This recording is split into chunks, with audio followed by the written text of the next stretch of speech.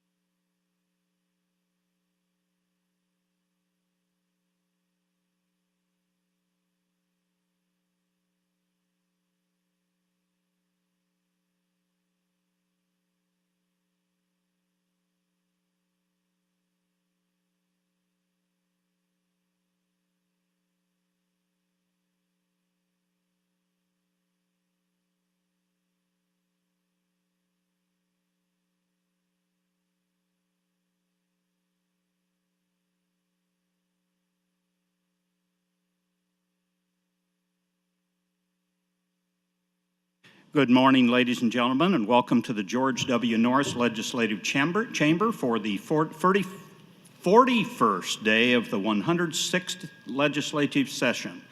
Our chaplain for today is Pastor Joe Laughlin from the Victory Church in Omaha, from Senator Clement's district. Please rise. Good morning. My prayer this morning comes from a passage of Scripture found in 1 Kings chapter 3, where Solomon in a dream was talking to the Lord. He thanks God for showing him great mercy. He thanks him for kindness towards his family and himself. Solomon acknowledges his own weaknesses in knowing how to lead Israel in the way that would please God. His prayer picks up in verse 9 where Solomon says, "Give me an understanding heart that I may know how to govern this people, that I may discern between good and evil." Heavenly Father, Solomon's words are as fitting for us today as they were in his day. Our prayer this morning to you, O God, is that you'd give every member of this legislative body an understanding heart, that they would know how to govern the people of this great state of Nebraska in a way that is pleasing to you. Give them discernment, Lord, that they would know good from evil, right from wrong. Give each member of this body the wisdom that is from above, wisdom that is pure, then peaceable and gentle, full of mercy and good fruits, without partiality and without hypocrisy. For all the legislative bills and amendments before this body today and for the rest of this legislative session, thank you, Father, for wisdom from above. We ask this in the matchless name of your Son, our Lord Jesus Christ. Amen. Thank you, Pastor Laughlin. I call to order the 41st day of the 106th Legislature first session. Senators, please record your presence.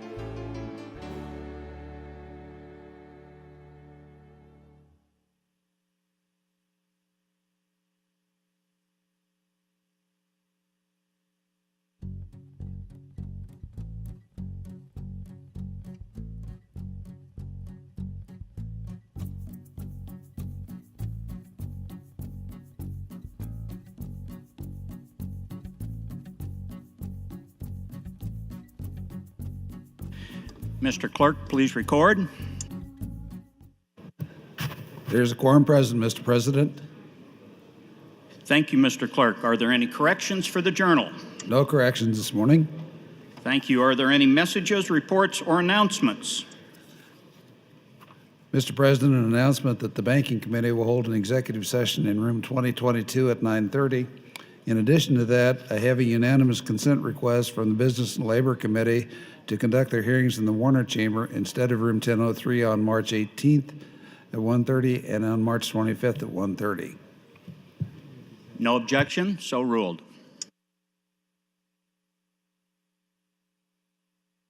That's all I have, Mr. President. Thank you, Mr. Clerk. We'll now recognize Speaker Scheer. Thank you, Mr. President. First and foremost, colleagues, I just want everyone to keep in their minds and prayers. A lot of Nebraska is experiencing terrible weather. We've got blizzards going on in the west. Up in my area, northeast Nebraska, we have tremendous flooding, plus a blizzard going on. At this point in time, they are evacuating about 20 to 30% of Norfolk based on the water problems. And they're trying to literally get people to leave their homes in the middle of a blizzard.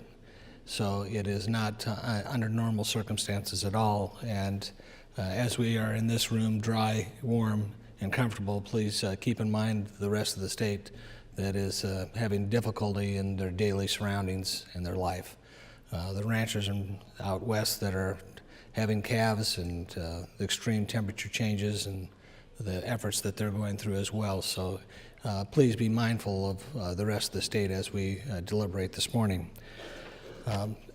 That's a personal note. On a note from myself as Speaker, I just wanted to remind everybody again one last time, today is the final day to submit a Speaker priority request. Those requests must be in my office no later than adjournment today. So this is your final warning in relationship to a Speaker priority. Thank you, Mr. President. Thank you, Speaker Scheer. Members, Senator Brewer would like to recognize Garrett Salisbury, who is shadowing Senator Brewer today from Lincoln High. He is seated under the south balcony. Garrett, would you please stand and be recognized by your Nebraska legislature?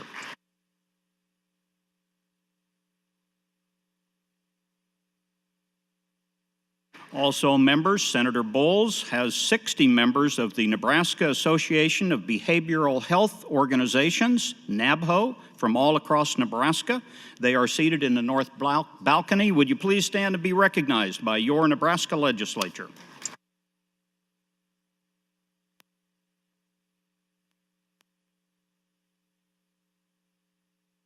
Mr. Clerk, we will now proceed to the first item on the agenda. Mr. President, the first item this morning is a confirmation report from the Judiciary Committee on 3 appointments to the Crime Victims Reparations Committee. Senator Lathrop, you're recognized. Thank you, Mr. President and colleagues. I have actually 3 appointments. We will have 1 vote on 3 appointments, and they are all for the Crime Victims Reparation Board. The first is Thomas Parker. He is a reappointment to the Crime Victims Reparation Committee to serve a term from July 17, 2018 until July 16, 2022. He served as a representative of the Crime Commission on the committee. Mr. Parker is from Gering. He's retired after a 37-year career in law enforcement with the Nebraska State Patrol.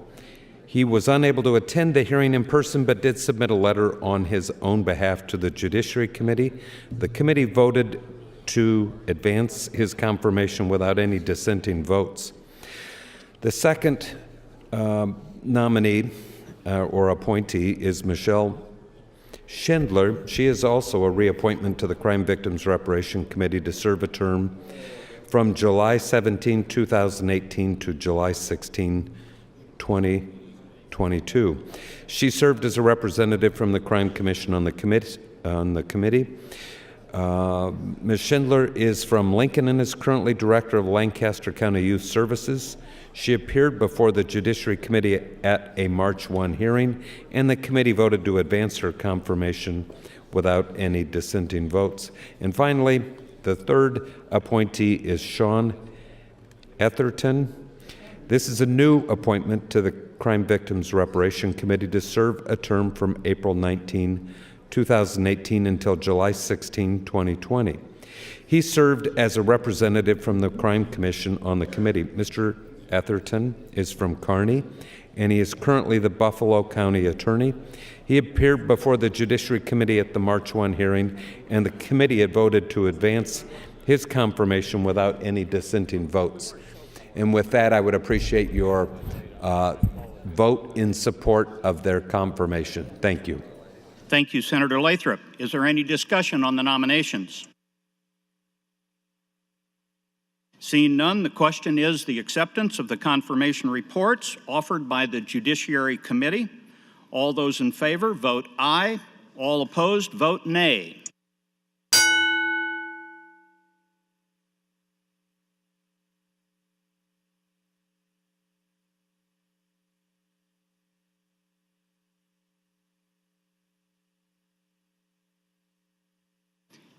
Have you all voted?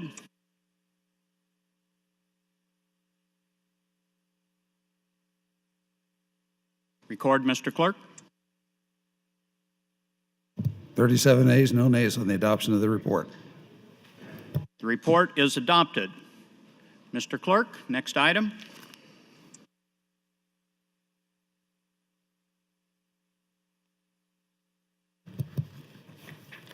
Mr. President, the first bill for consideration this morning, Legislative Bill 411, introduced by Senator Scheer. It is a bill for an act relating to county boards to provide an additional method of changing the number of commissioners to harmonize provisions and repeal the original sections. This bill was introduced on January 18th, referred to the Government, Military, and Veterans Affairs Committee. That committee placed the bill on general file with committee amendments attached. Speaker Scheer, you're welcome and recognized to open on LB 411. Thank you, Mr. President. Good morning, colleagues. This morning I'm introducing 411 for your consideration. 411 makes a simple change to the statute regarding the size of county boards. Currently, in order for a county to move from 3 to 5 commissioners, a citizen petition must be signed by 5% of the registered voters, which would be submitted to the county clerk or election commissioner, and when verified would be placed on the ballot for general election. Citizen petitions can be cumbersome, costly endeavors, and especially in some of the rural counties. The thought process of 411 is that the county commissioners are generally the individuals who are the most adamant about supporting a change from 3 to 5 if it were necessary. This bill gives the county commissioners the ability to initiate the process. LB 411 simply adds another option. Under this option, the county commissioners would be given the option to vote to place the question on the ballot rather than to move from 3 to 5. The question would still have to be approved by the voters on the next general election. Bill was unanimously brought out of the Government, Military and Veterans Affairs Committee. An amendment was added, which I believe Chairman Brewer will provide for you. I would ask your consideration and approval of LB 411 and the addition of the committee amendment. And with that, I will yield the remaining of my time to Chairman Brewer. Thank you. Senator Brewer, you're yielded 8 minutes and 35 seconds. Thank you, Mr. President. And good morning, colleagues. LB 411 with a committee amendment, and that amendment AM 514 combines 7 bills on elections. This bill is a government committee priority bill.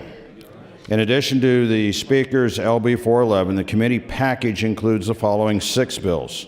First is LB 101 by Senator Wayne, and that's related to conflicts of interest. LB 246, which is the Secretary of State's election law cleanup bill. LB 280, which increases the maximum fine for violations of campaign laws.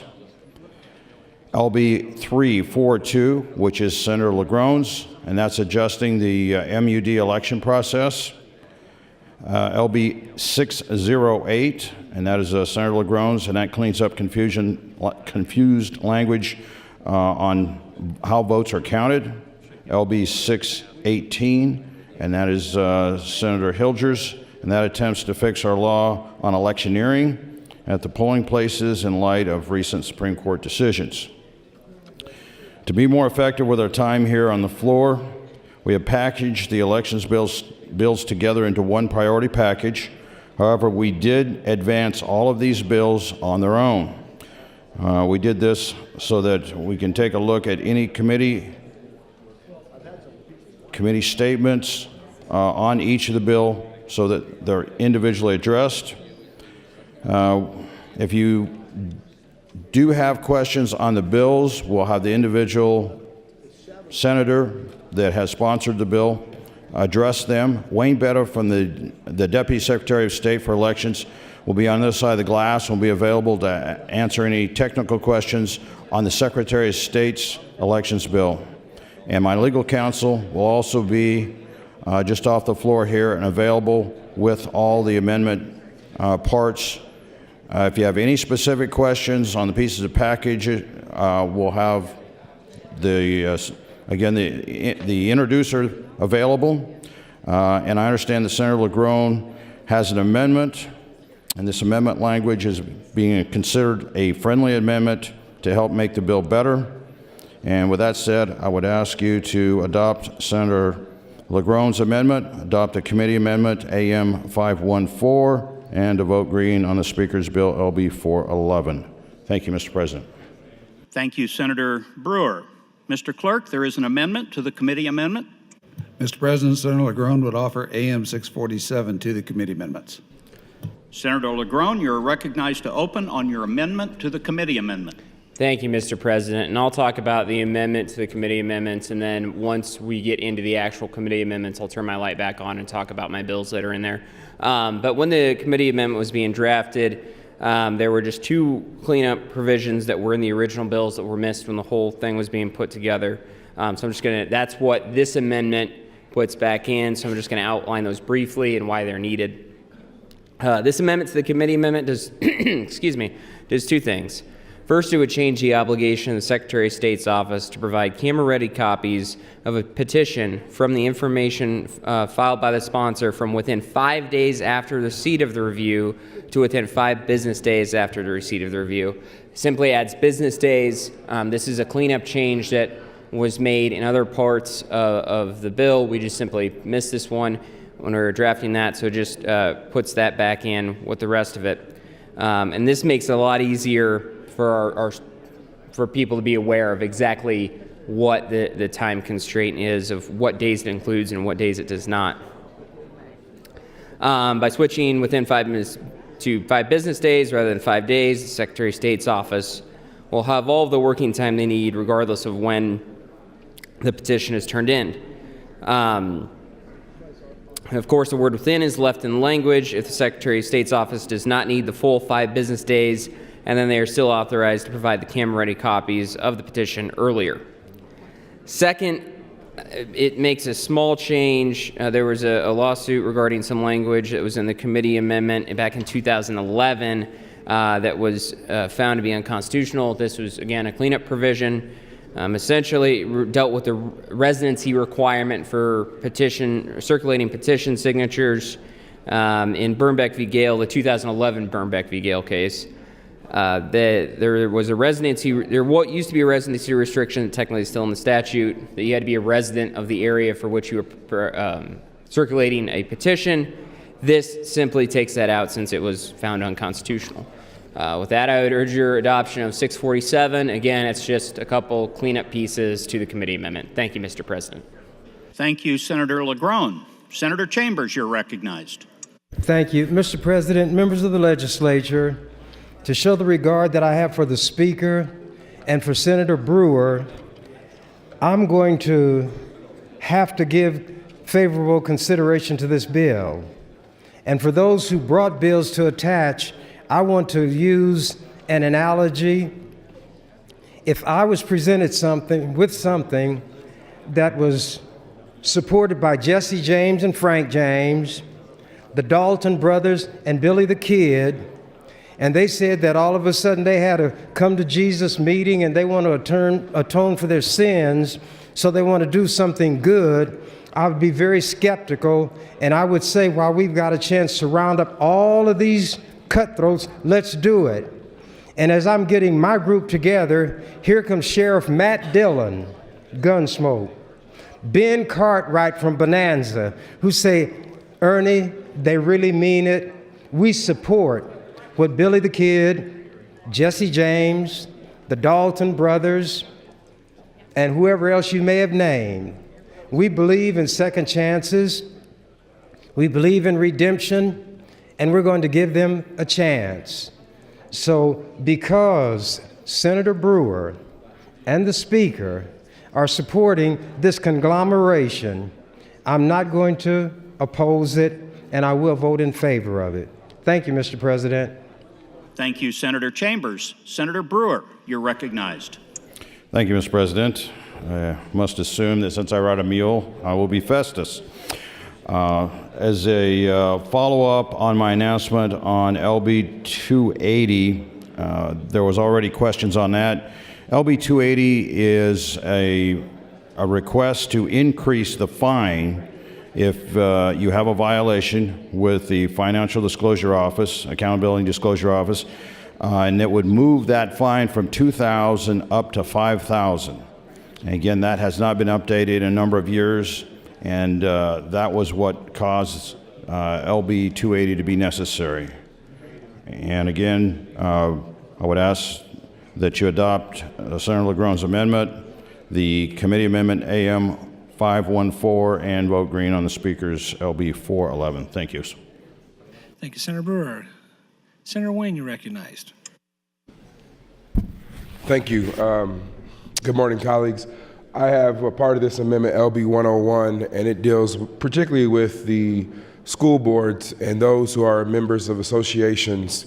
There's often an actual conflict based off of our current statute where if you are a part of an association and you vote on something like dues, there is a conflict. because you have a business association, but you're only there because you're elected. So it creates a natural conflict just for the fact that if you're on the school board and you want to participate in the school board association, there'll be 1 or 2 votes a year that are conflict because you're voting on the association and your school board to pay dues to be a part of that association. So this just removes that conflict when it is a result of you being elected and there's actually still no personal interest, no financial interest, but just to remove that conflict allows you to vote on the school board, to pay the dues, to be a part of the association in which you serve on. I'm here to answer any questions if you have any questions regarding that. Thank you, Senator Wayne. Seeing no one in the queue, Senator LaGrone, you're welcome to close on AM 647. He waives closing. Question before us is adoption of AM 647. All those in favor, please vote aye. All those opposed, vote nay.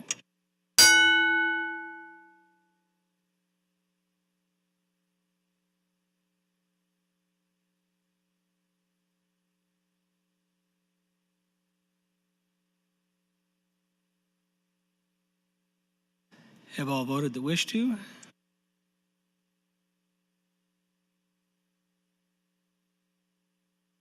Please record. 36 ayes, no nays on the adoption of the amendment to the committee amendments. AM 647 is adopted. Going back to discussion on AM 514, Senator LaGrone.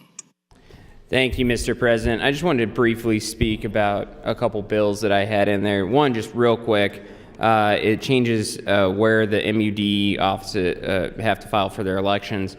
Essentially, previously, that was an at-large election. A few years back, that was changed to district-based election. So what that one does, it's pretty simple cleanup. It just says since it's in multiple counties, like any other multiple county office, they file with the Secretary of State.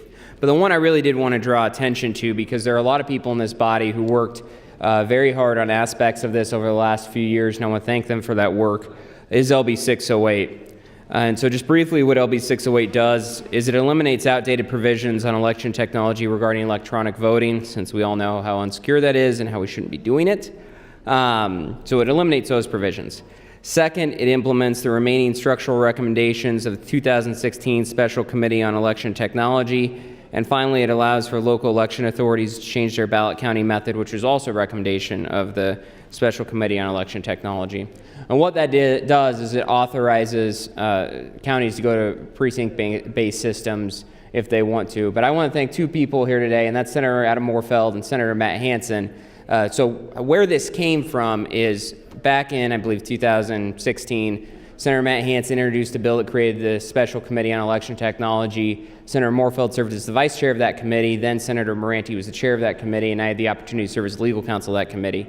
Over the past few years, we put in most of the recommendations of that committee, and this is the last remaining piece. And that's really to modernize our elections, to make sure they are more secure. We previously allowed for, we created a fund for the updating of our technology. We authorized electronic poll books last year, and this finally puts in the last recommended piece, which is to allow counties to use the counting method that makes the most sense for them. So I really would like to thank Senator Matt Hansen and Senator Adam Moorfeld for their hard work on this as well. With that, I urge your adoption of AM 514 and advancement of 411. Thank you, Mr. President. Thank you, Senator LaGrone. Senator Vargas, you're recognized.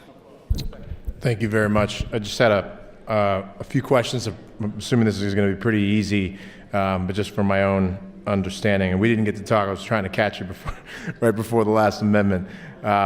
So would Senator LaGrone yield to a few questions? Absolutely. Senator LaGrone, would you please yield? Absolutely. Okay, good. Page 17, and I'm trying to make sure to do this. Page 17, lines 13 to 18.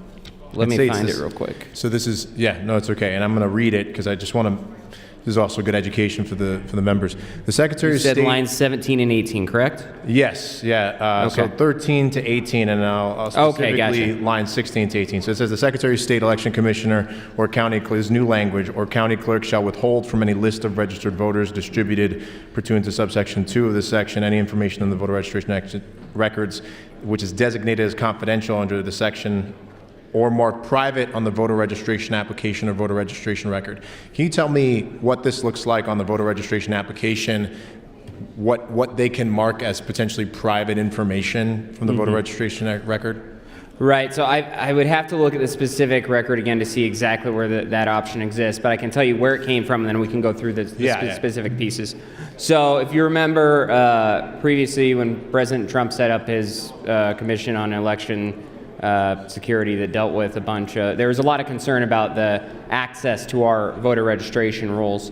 This is when the Secretary of State's office started getting a lot of requests because of that to have information withheld. They realized that their provision on withholding that information was actually outdated. So number one, technically, they weren't clear that they had the authority to even distribute it because the language was written back when the list was a physical list held by each election commissioner. So we need to update that provision. And then it wasn't listed exactly in there what was required actually in that information. So that's what this part does, is it goes through and lists out exactly what's in there. And make sure that you can withhold it as private in certain circumstances. I would need to look at an actual registration form to see exactly which provisions that applied to.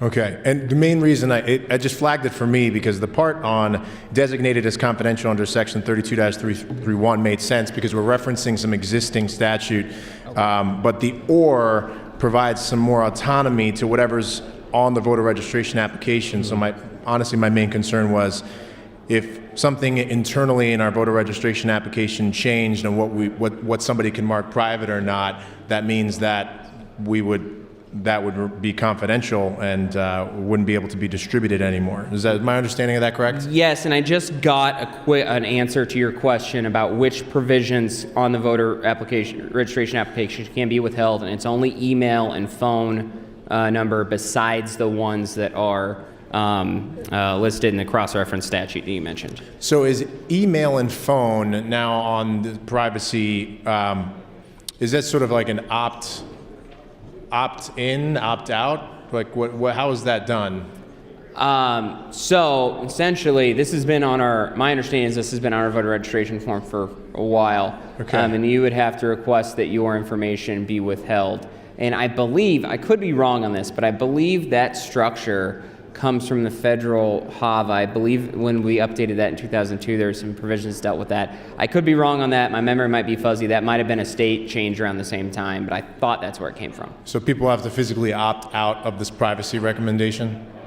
Senator Vargas, I see where you're going with this. Okay. I'm really not. I'm really trying yes, to... they have to okay. opt out on that. Yeah, okay. 1 minute. And is this... So you're saying this is with HAVA, and I'll have to double check, and I can do that, but is this a standard that is happening across other states that to provide this opt-out provision for this additional information?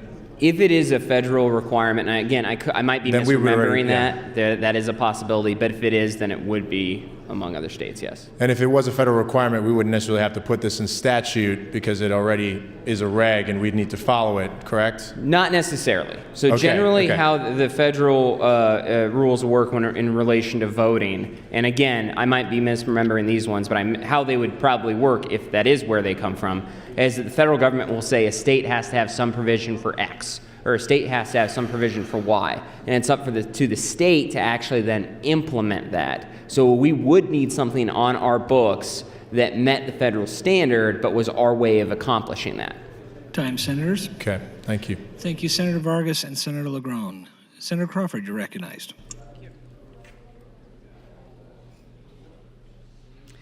Thank you, Mr. President. And I wondered if I could ask a question to Senator LaGrone, please. Senator LaGrone, would you please yield? Absolutely. Thank you. And I didn't catch my light in time to ask you this question before we voted on the last amendment, but before we vote on it again, I just wanted to ask a question about the change that was in the last amendment that is on page 38 that strikes new language. If I read it correctly, it's in a section about recall petitions. And the new language that was added previously was requiring that the petition be filed by someone who resides in the district of the official whose recall is sought. Correct. And your amendment took that language out. Correct. And I was wondering if you could explain what's the justification for taking that language out? Right, so that language actually previously had been in the statute and had been taken out previously, and that was because of the case in 2011 of Bernbeck v. Gale. And in that case, this was a district court decision from the District of Nebraska. It was Judge Battalion's decision. Essentially, I'll paraphrase for you since I'm on your time, but essentially, you can't mandate that they be a resident of the district that they're filing the petition for. So that was a court case. This was specifically said for a recall that you can't require someone to be in that district? So I'll try to read it to you real quick so I'm more specific. Sure. Again, that was paraphrasing. I'll just flip to the holding, and hopefully that answers the question so that can be faster. I can get in more to the meat if you'd like. I'll pick up a copy of that after we're all on the mic, but if you have something you want to put on the record. Yeah, so I'll just read the holding real quick. Let me flip to the page.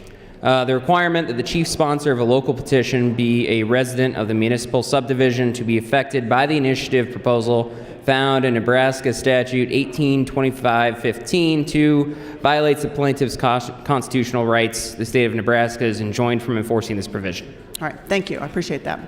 And do you need more time? I'll yield the rest of my time to Senator Vargas. Senator Vargas, 240. So I want to pick back up off on this or marked private on our voter registration application or voter registration record. And quite honestly, it wasn't my intention about the opt-out. That's just, that was just serendipitous, quite honestly. It does beg a question, though, if there's an opt-out provision on voter registration and the Secretary of State is supportive of that's a good trend. But I just want to get a little bit more clarity on this because, again, the way I read it is that if there's something that's already designated confidential under a section, is there a need? And so most of this are things that we need to update for, you referenced court cases or for redundancies. Is there a need to then mark it? Oh, sorry. Senator Vargas, are you asking Senator LeGrone to yield to a Oh, question? sorry. Will you yield to a question, Senator LeGrone? Yes, I will, and I'm going to try to pull up the cross-reference statute so I can answer your question fully, and if I don't get to it, I'll click my light on so that I can answer it for you. Okay, so is there a need to include the or marked private on the voter registration application or voter registration if Section 32-331 already allows for that? So I haven't looked at that specific section in a while. I know that the Secretary of State felt there was a need. I'm trying to pull up the cross-reference section to try to jog my memory on why. So I'm going to try to do that real quickly for you. And again, if I can't on your time, I will flip my light on so that you can use that to get your question answered. Yeah, and for the body, my main concern is that I think everything else that I reviewed makes complete sense in terms of updating things for statutes or updating things for redundancies. This is the one that just kind of stood out for me as, are we providing a little bit more autonomy to the Secretary of State that is not something that came up in either some court decision or was something that was deemed as an impediment or some sort of barrier for them to be able to do their job. And I'm not sure. I don't want to do some unintended consequences where we are now giving the Secretary of State the ability to then put additional information on their voter registration application that could potentially be marked private and then making it a little bit more difficult for some level of public information to be available. And not saying that's needed or not. I just want to assess some of the unintended consequences of adding that or piece to this. And I know I'm giving a little more time. I said, Senator LeGrone, I don't know if you have any updates. So it does jog my memory a little, and I want to go get some more information to get you a more full answer, because I think there was a deeper thing here. Time, senators. Thank you, Senator Crawford, Vargas, and LeGrone. Senator Vargas, you're recognized. Thank you very much. Well, Senator LeGrone, continue to yield to this ongoing question. Senator LeGrone, will you continue to yield? Absolutely. So real quickly on this provision, I just pulled up the statute, and it does specifically mention the phone number and the email and the address. But if I'm remembering my conversations with the Secretary of State, so this bill originally came last year, and it just didn't get done. And so that's why I'm trying to remember, since it was actually a conversation 2 years ago. But essentially, there was some concern from voters that their information would be given to the federal government, and the Secretary of State wanted a mechanism to ensure that that could be held private. I want to confirm exactly how that operated because I don't want to misspeak on it, and I'll get you that information in short order. I would appreciate that because if it was, then my hope is that we could amend the existing section 32.331 rather than provide a little bit more autonomy than what is sort of written in here. And actually, so at one point there were some constituents of mine even flagged this. There are some states that allow people to then opt out certain information, and they have different mechanisms for doing that. And some places actually make this a revenue stream where they say you can opt out this information if you want to pay like a specific type of fee. I actually remember a constituent of mine say that because they wanted to then have more of their information private, including email, phone, and some other piece of information. But I just want to make sure we're not providing some undue circumstances regarding some of the information that we would be able to then have marked as private or not. However, if we hear back that this is something that the federal government or is a standard that's happening across other states that's needed, then I'll be more pacified. So it seems like you got some more answers. I do. I have a more full answer. I'm having my staff grab a voter registration form so I can walk through that and show you exactly what we're talking about, and they'll get you a copy as well. But just generally, so the requirements for some sort of privacy there is a federal requirement for that. For this specific one, the reason this is all going in there is this has already been an internal policy of the Secretary of State's office. This gets back to the Trump Commission on Election Integrity. They wanted something in one place where they could point to and say, this is how you keep your information private if you would like to, so that voters knew that their information would not be given to the federal government if there was another Commission on Election Integrity, if they did not want it to be given to the government. Now, I'm having a voter registration form brought up so that we can walk through and see exactly what that information is. Okay. Well, I have a voter registration card, but so one of the questions I have is, no, I just got it. This guy has one bunch of them inside of his desk. Thank you, Senator Moorfield. Senator Moorfield would like getting me one too. I would appreciate that. Got one in the inside pocket as well. So if the Secretary of State changes part of our registration application to include more things that can potentially be opt-out, more information, would that be allowable under this change? I believe you need a specific change. Hold on just a second.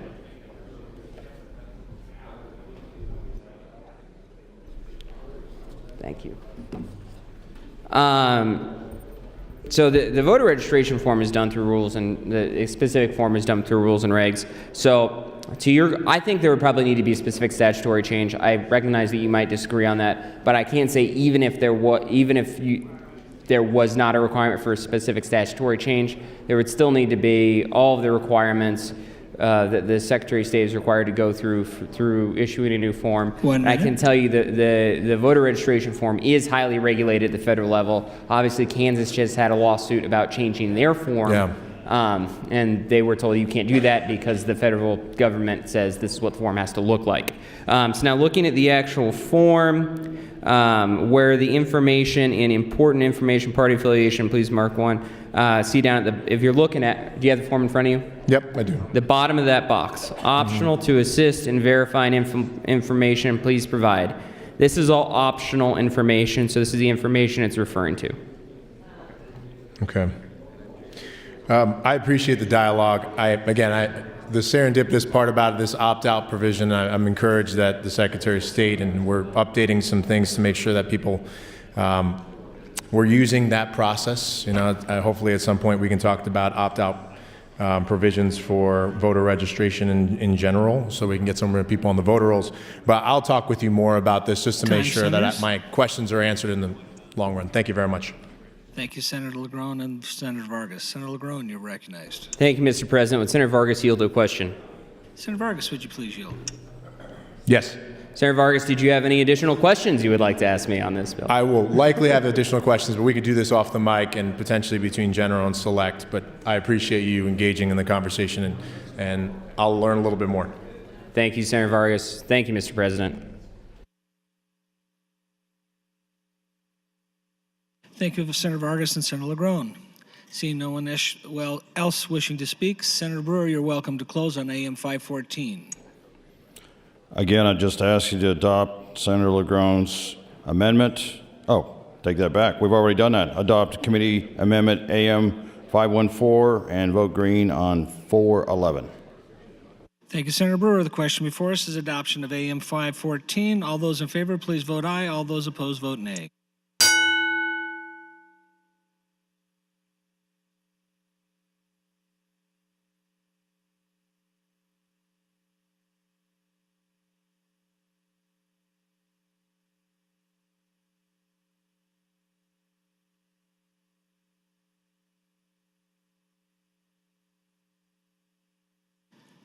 Have all voted that wish to.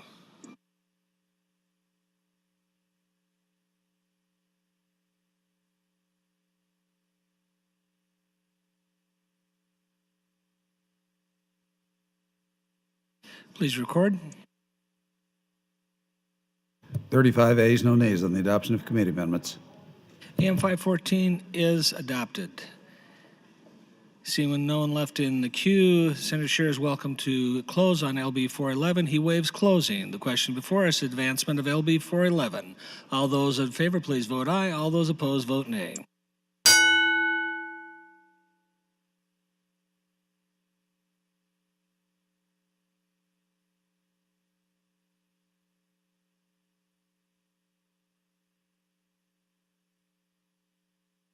Have all voted that wish to?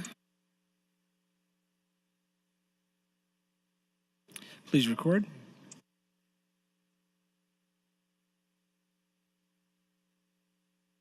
Thirty-seven ayes, no nays on the advancement of the bill, Mr. President. LB 411 does advance to you in our initial announcements, Mr. Clerk.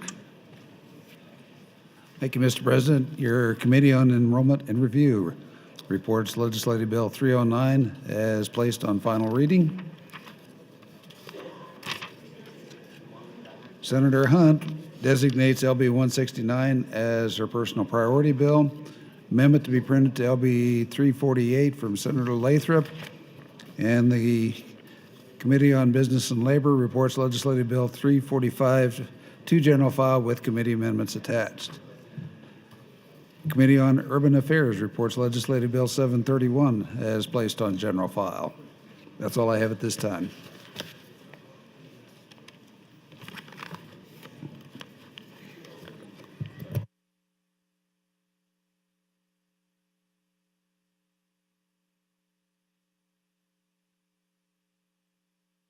Thank you, Mr. Clerk.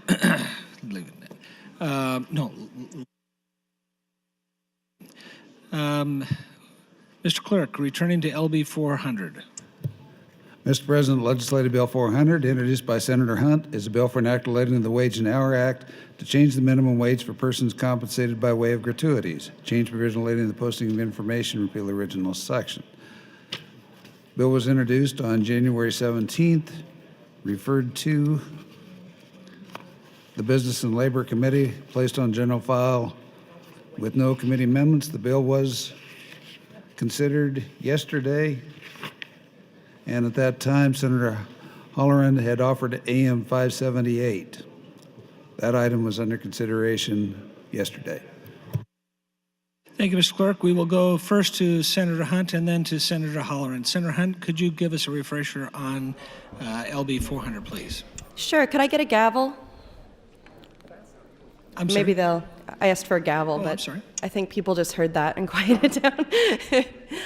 Thank you very much, Mr. Speaker, and thank you, colleagues. I just want to refresh everybody on my bill, LB 400, to increase the tipped minimum wage in Nebraska for the first time since 1991. Just to refresh you of where we are today with our tipped minimum wage, right now it's $2.13 an hour. Nebraska's standard minimum wage is $9 an hour, so that's a pretty big gap between what we're paying tipped workers, which are typically restaurant workers, people working who are compensated with gratuities. And since the tipped wage last increased in 1991, the minimum wage has gone up 7 times. We know that business owners are required to compensate workers up to $9 an hour if they don't earn that much through their base minimum wage of $2.13 plus their tips, but we also know that noncompliance is rampant and it's really difficult to enforce. Sweeps done by the Department of Labor showed that 84% of restaurants were in violation of this federal wage law, and employees are often hesitant to report violations due to fear of retaliation from their employers. 10% of tipped workers report hourly wages below the full minimum wage of $9 an hour. By comparison, just 4% of non-tipped workers report hourly wages below the minimum wage. So the discrepancy between wage law violations occurring for workers who do not work for tips, it's only 4%, and for workers who do work for tips, it's 10%. So there's just a chasm between these groups of people that's growing. This is hurting our economy. These people are more likely to be dependent on Medicaid and SNAP and other government benefits. So by not requiring restaurant owners and business owners to compensate their employees, we're putting that burden not on customers who frequent those restaurants and compensate these employees with tips. We're actually putting it on government and on taxpayers to bring those workers up to a living wage, which most of them aren't able to earn. Restaurant servers, the people who stand to benefit most from this legislation, are 3 times more likely to live in poverty than the general workforce and 2 times more likely to be on SNAP or Medicaid. A study by the Center for American Progress found that increasing the subminimum wage results in a drop in participation in these assistance programs. So we know that this will be a good way to not only support the middle and working class, but to reduce expenses on government and taxpayers as well. And with that, I'll yield my time to the chair. Thank you. Thank you, Senator Hunt. Senator Holland, would you like to refresh us on AM 578? Thank you, Mr. Speaker. AM 578 was an effort to continue the conversation, reducing the tip credit by 1 cent, and it furthers the conversation, and that's what we're here to do. I would say under present Nebraska law, Nebraska tip employees must be compensated at least the $9 minimum wage, and most are compensated much more than the combination of the required minimum tip wage of $2.13 plus tips. In those rare occasions when the tip wage and tip income do not equal the minimum wage, the employer is required to make up the difference so tip employees are guaranteed the same minimum wage as all other employees and usually earn far more. It's been suggested that there's 84% are out of compliance. If we can measure that there's 84% out of compliance, then we should be able to enforce the law if we know who those people are. That seems to be a figure that is not too quantifiable. If it is quantifiable, let's go after them. That's what the Labor Department should be doing. It's enforceable. It needs to be enforced better if that's the case. The Nebraska Department of Labor Occupational Wage Report produced May 2018 reports waiters and waitresses average $12.67 per hour statewide.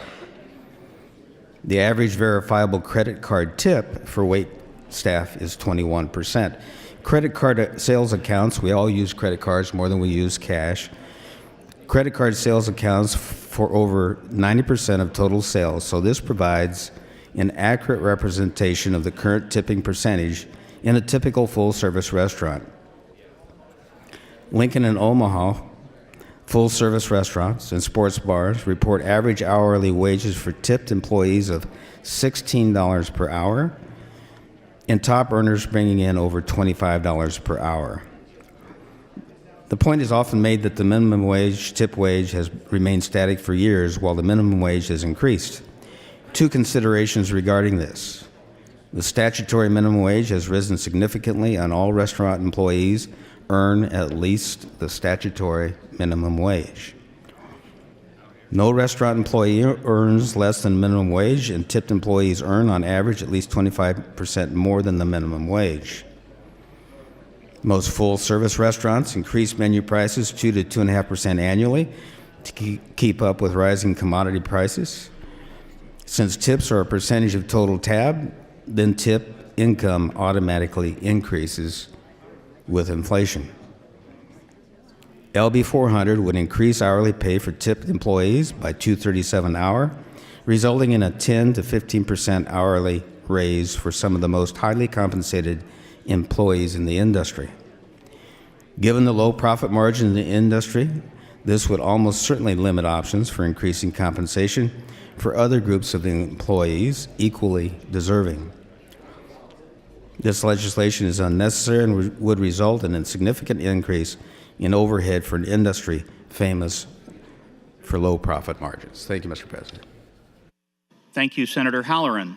Senator Wishart has introduced Floor Amendment 22. Senator Wishart, would you like to refresh us on your floor amendment?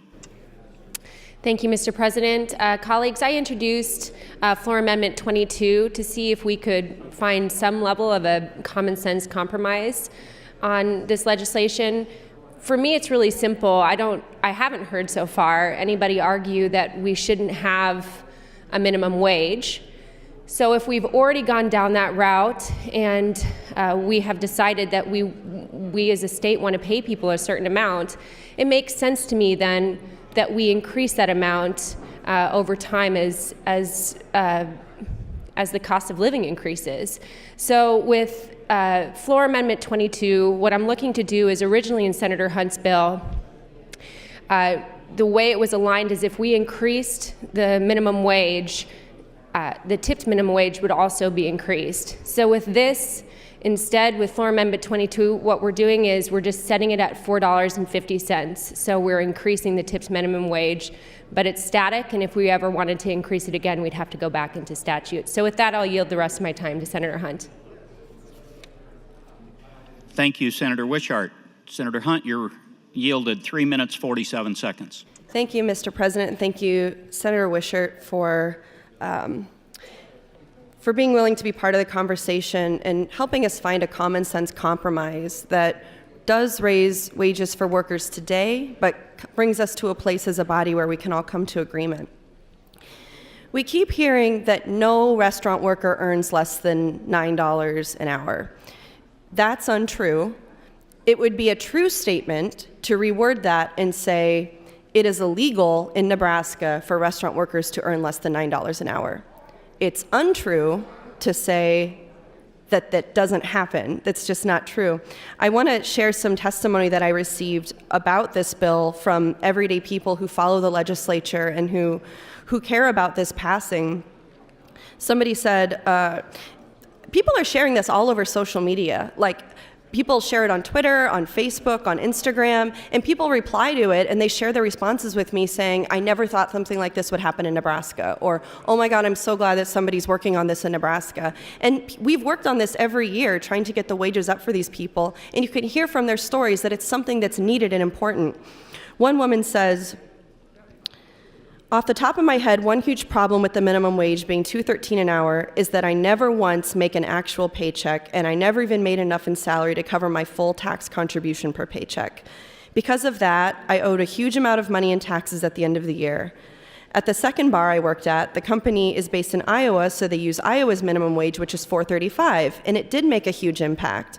Not only did I make an actual paycheck, not typically a large sum, but better than the zero amount I was making before, it also covered tax contributions, so I wasn't left owing a huge amount of money in taxes. She also said that she has fortunately not had to deal with wage theft, which she does know is a big problem. She goes on, but my owners have always been great. I'd be happy to continue not having a paycheck, but the additional money is wonderful for taxes.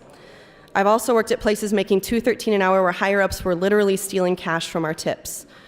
I was able to prove it at one bar I worked at, and I was fired soon thereafter. I was also very new to serving and didn't know what was normal, so I didn't recognize the red flags. We also have people talking about wage theft in other stories they've shared.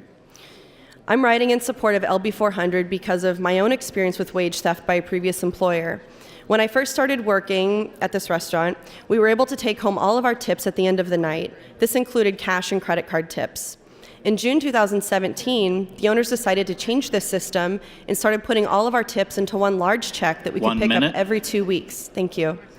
This was decided without any discussion, and we were told that this would be better for us because it would help us budget and take care of our taxes in the long run. In the service industry, this style of tip distribution is highly unheard of, and we found that it was inconsistent. There were paychecks when we did not receive pay stubs, which made it difficult for us to track our earnings, and they consistently pushed the pay date around, sometimes by a week. If we did receive a pay stub, we often found inconsistencies with our record keeping with what was on the check. For example, several instances, the business found that my hours were not correct, but other employees consistently felt that they were not receiving the full amount of gratuities earned. This is an example of wage theft, where the amount that you earn is obfuscated and it's just given to you in one lump check instead of being able to take your wages home every night. And it is a really unusual practice in the restaurant industry. But the fact is, we know that this happens, and so to get on the mic and say, or Time, Senator. Thank you. Thank you, Senators Wishart and Hunt. Senator Walz would like to make some introductions of the Miss Nebraska High School America group sitting under the north balcony. Delaney Carr from Fremont, Hannah Delushmet from Valley, and Stephanie Lean from Lincoln. Would you stand to be recognized by your Nebraska legislature?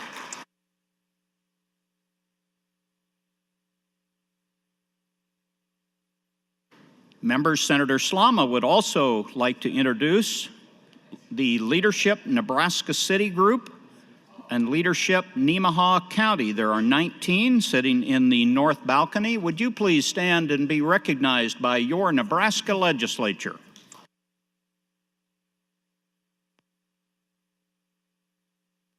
We will now return to debate. Senator McAllister, you're recognized. Thank you, Mr. President. Good morning, colleagues. This issue came up yesterday and I didn't get an opportunity to speak, so I thought I'd weigh in on the issue. I served on the Business and Labor Committee in my first 2 years. So this issue, no surprise to many of us, comes up every year, and I was the one that came up with the amendment to moderate the increase when I first served in my first 2 years. So I support LB 400. I support the floor amendment 22 by Senator Wishart, and I oppose AM 578 offered by Senator Holleran. I dispute the contention that an increase in the tip wage is anti-business. I dispute that contention. Not so. Government's involved in our businesses more than we may realize. Wage and hours, workers' comp, EEOC, OSHA, EPA, government is involved in our business. So we shouldn't get too concerned that an increase in tip wages will upset the apple cart, so to speak. Government in our business is a fact of life, and we shouldn't get too distressed about it. I also dispute the contention that a government improvement in wage tips reduces employment. Not so. If the increase is moderate, as this increase is with the amendment, it will not result in a loss of employment. You know, the contention is as wages go up, employment goes down, and it's just not true in moderation. And so I would say that this bill, as amended, is good for business.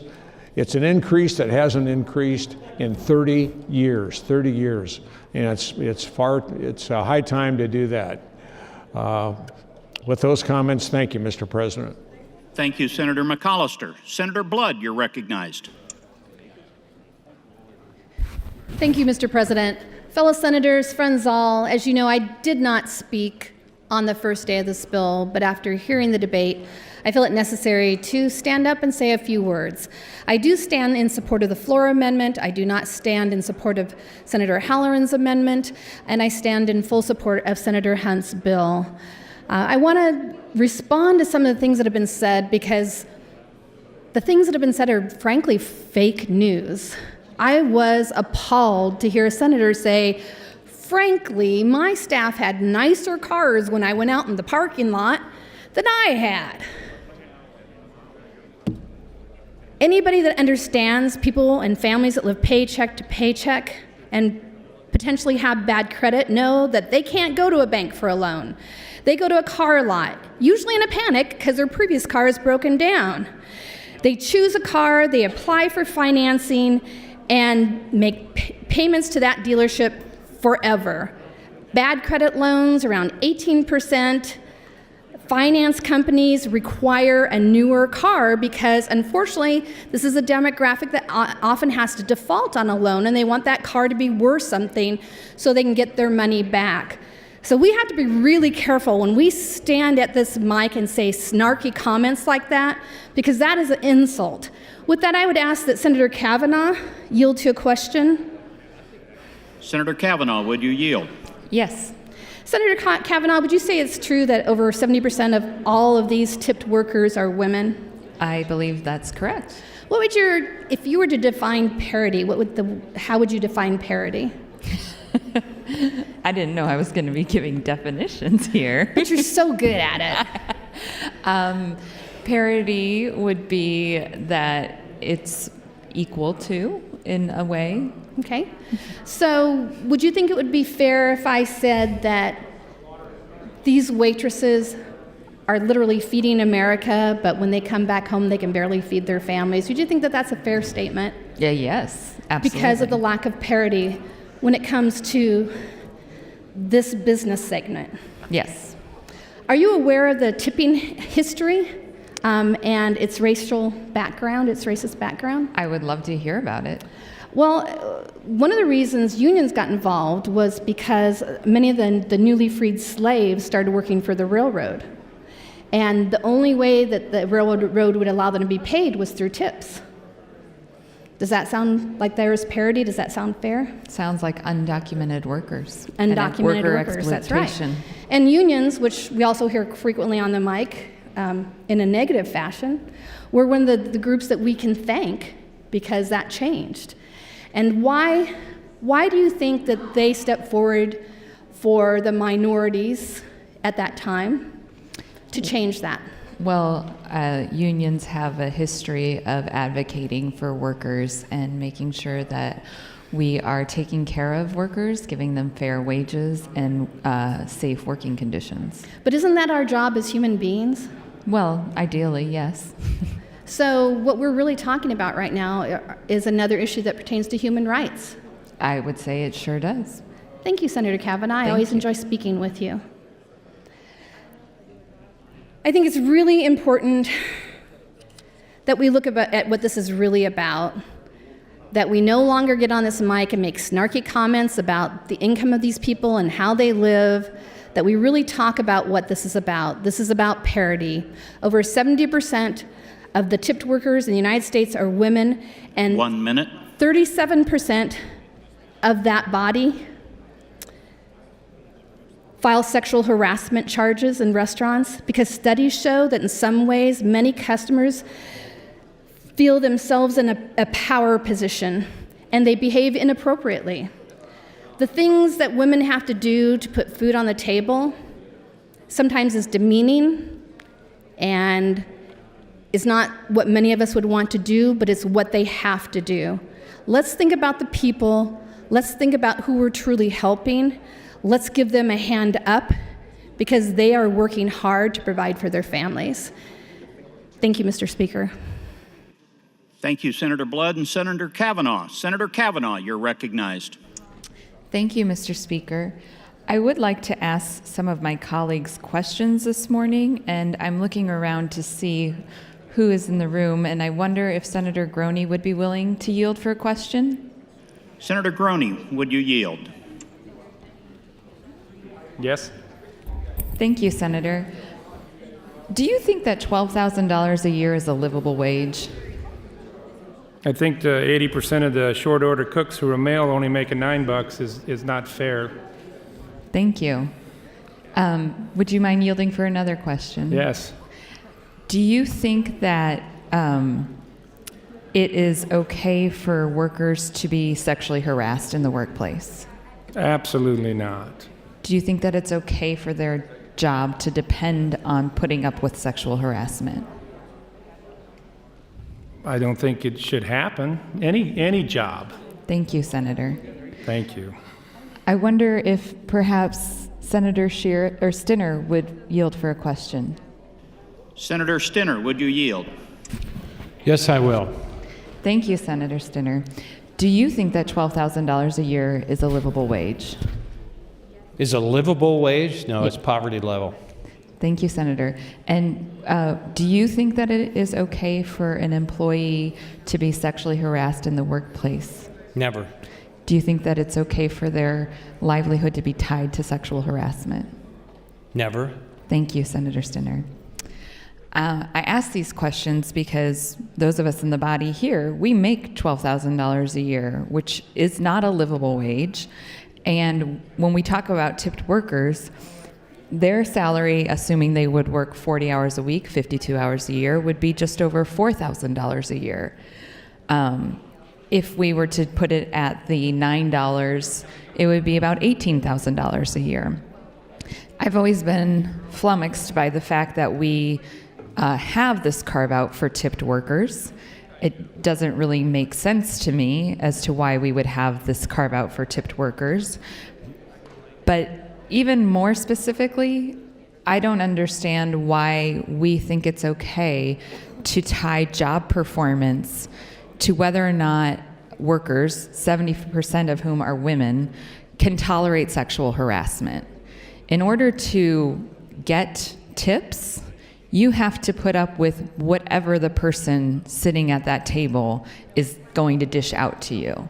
And gentlemen, let me tell you, as a previous worker in the tip industry, there is a lot of harassment. There is groping, there are lewd comments, and if you want to take home a decent wage, you're going to put up with it. And we don't put up with it in any other industry, so why would we put up with it in this industry? And with that, I'd yield the remainder of my time to Senator Chambers if he would like it. Thank you, Senator Kavanaugh. Senator Chambers, you're yielded 1 minute, 45 seconds, and you follow that in the queue. Thank you. Mr. President, members of the legislature, thank you, Senator Kavanaugh, not only for the time, but for what you said, to which most of the men in this chamber did not listen to. I'd like to ask Senator Halloran a question. Senator Halloran, would you yield? Yes, I would. Senator Halloran, are you familiar with the Who Hut Mongolian Grill? No, I'm not. All right. You said that you're in... Senator, it's Who Hot. Who Hot? Yeah. What is that? It's a Mongolian stir-fry restaurant. Who owns it? Individual franchisees, primarily. Who It's a franchise. Is at the very top, who is purged? 1 minute. The franchise was started by my family. And who originated it? You didn't start it, did you? No, I did not. Your sister started it, didn't she? I'm proud A of woman. it, yes. And then she took you aboard.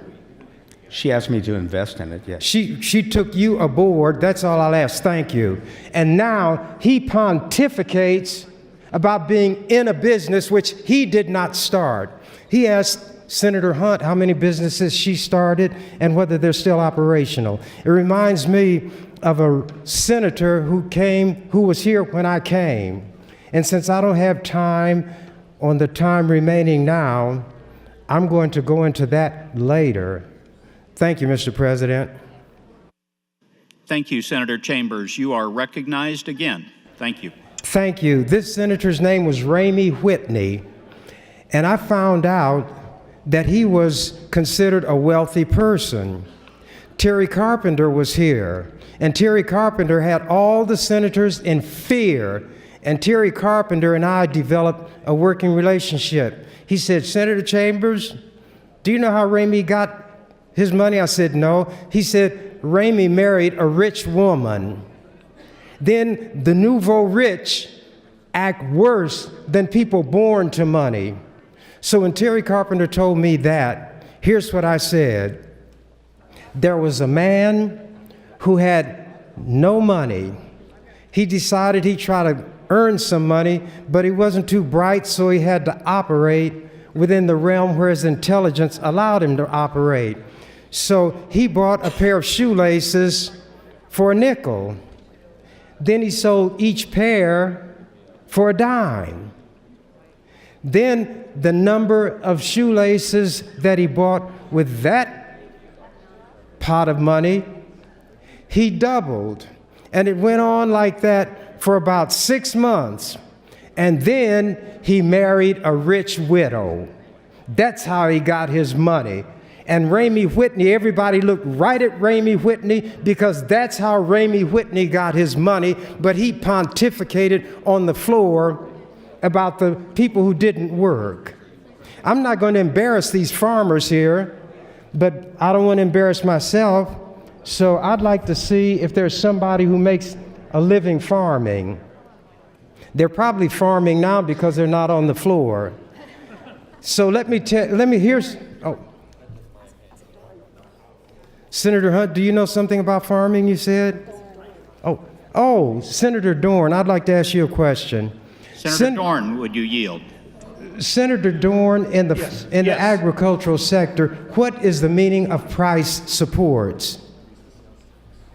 Price supports are basically putting a floor under a price of a commodity like corn, for instance. The federal government then puts a floor under it that the price will only go so low. And that's for every farmer who grows corn, correct? You have to have the bushels to be able to support that, yes. Right. And it doesn't matter whether that particular farmer is efficient or inefficient. The fact that he or she raises corn benefits from price supports. Correct. Thank you. Now, what is the meaning of parity when it comes to agriculture? Senator Dorn, if you would yield. Sorry. What is the meaning of parity? Parity, I'll give you my view on it. Parity means that basically everything's kind of treated the same.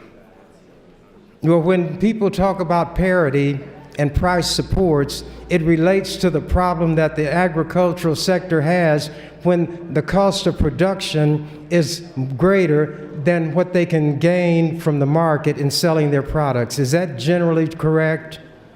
That's generally correct. Thank you. And for my purposes, here's what it is. Farmers on this floor, people from the rural community who make their money and live off farming, get handouts from the government, whether they work for it efficiently or inefficiently. They get that money, that handout. And we're talking about not giving people who have to work under horrendous conditions should not get a piddling raise per hour. 1 minute.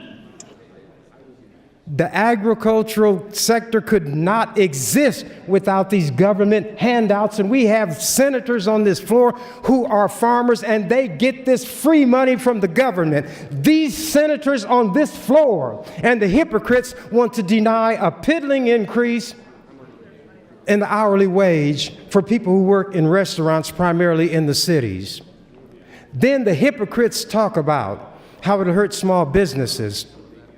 But they don't worry about the fact that when they put these big subsidies to big businesses to come to Nebraska, small business persons have to pay taxes that go to these companies that are not only the competitors, but the ones who run them out of business. You make small business owners support and subsidize these advantages given to the big businesses that they cannot participate in because they're not big enough. That's how hypocritical you all are. You can't be that stupid. So it has to be hypocritical and a lack of moral compass. Did you say a minute? Time, Senator. Oh, thank you. Thank you, Senator Chambers. Senator Hilgers, you're recognized. Thank you, Mr. President. Good morning, colleagues. Appreciate the conversation this morning. I do rise in opposition of LB 400, and I kind of want to walk through at least a little bit of my understanding of what the upside benefit of this and the sort of the means by which we're trying to achieve the stated goals. Because I do think this there are some layers of depth here, and I appreciate very much the conversation and the expertise Senator Hunt has brought to the table, along with many other proponents of LB 400, and I certainly have learned during the course of this debate. When I first looked at this issue a couple years ago, there was a bill that came before the legislature, and I looked at the tip minimum wage. I did not grow up in the restaurant industry. I didn't know how this precisely worked, and so when I first saw, and if you're watching this at home, you may also think, when I first saw the $2 minimum wage, I thought to myself, holy smokes, how in the world can we have a minimum wage that low? How could we have a $2 minimum wage? And of course, it's only to tipped workers. And the reason we have it at that level and the reason why it can work is because there's a true up provision. In other words, there's been some discussion on the floor, but The idea is if you receive tips that exceed the minimum wage, effectively exceed not the tipped minimum wage, but the $9 minimum wage, then that is your compensation, and then the system works in the way that you get paid more than the minimum wage. But if you come in under, it's not as if you are left with $2 for your minimum wage. The employer has the responsibility to true that up. So I see potentially two concerns or two issues or two potential upside of the bill before us that have been articulated. One is to increase, but if you increase the employer guarantee from $2 to $4, you are effectively increasing, or there's a likelihood of an increase in the total compensation. Again, total comp being determined by the employer guarantee plus whatever the tips are. Senator Halloran has provided some information suggesting that, or establishing or putting forward that the actual effective average hourly rate for tipped employees is just a little under $13 at $12.67. And so if you increase the employer guarantee and the tipped amounts stay constant, that $12.67 theoretically will go up by maybe close to $2, so $14, $15 an hour. Conversely, this is probably the primary point that I've heard on the floor, which is that there's this idea that the employers are not truing up the dollar amount, that there's wage theft going on, that individuals ultimately are not getting the benefit of the bargain under the current law, which is to actually give them at a minimum the minimum wage, the $9 an hour minimum wage. And I think framing those two potential upsides helps frame, for me at least, the debate here that we have. I think on the first point, if what we're doing is increasing the effective minimum wage from $12.67 or so to $14.67 or so, I think that's a different conversation than the one that we've been having on the floor, which is one that really revolves around ensuring that people don't have their wages stolen, are able to make ends meet, provide for their families, et cetera. Really, the primary justification that I've heard, at least, is this idea that people are not getting their they're having wage theft and they're not being true up. If that is the justification, it seems to me the means by which we are trying to achieve that end, increasing the guarantee, does not solve the underlying problem. Now, that's not to say it wouldn't help to some degree. I certainly would not say that. And Senator Hunt and I have had a conversation off the mic on that particular point. But if the goal is to ensure that employers are actually doing what they're supposed to do, it seems to me the way to ensure that is by actually strengthening the enforcement mechanisms of the current law through penalties, through greater enforcement, through maybe easing the burden of making those complaints. We've heard a lot about the problems that individuals have in making those complaints. Can we make that easier? Can we make that, relieve that burden and ensure that employers are following the current law and what they're supposed to do under the current law? That seems to be a little bit more directly aimed at the issue, at least that I've heard on the floor. Because even if you raise the $4 an hour to $4 an hour and you don't solve that underlying problem, thank you, Mr. President, you certainly have given some benefit, and maybe on another time of the mic I'll talk about some of the downside. You've given some benefit, but you haven't solved the issue of underpayment. And if that seems to me to be the core of this issue, and if there's a conversation either off the mic or on the mic about a mechanism to help strengthen the current law, that's one I certainly would be open to discussing. With that, Mr. President, I'll yield whatever time I have to Senator Halloran. Thank you, Senator. Senator Halloran, you're yielded no time. I'm sorry. Senator Howard, members, would like to recognize some special guests sitting under the north balcony. These are the parents of HHS Legal Secretary Jennifer Carter and also her son, John Carter and Mary Carter from Queens, New York, and Jennifer's son, George Berry from Lincoln. Would you stand to be recognized by your Nebraska legislature?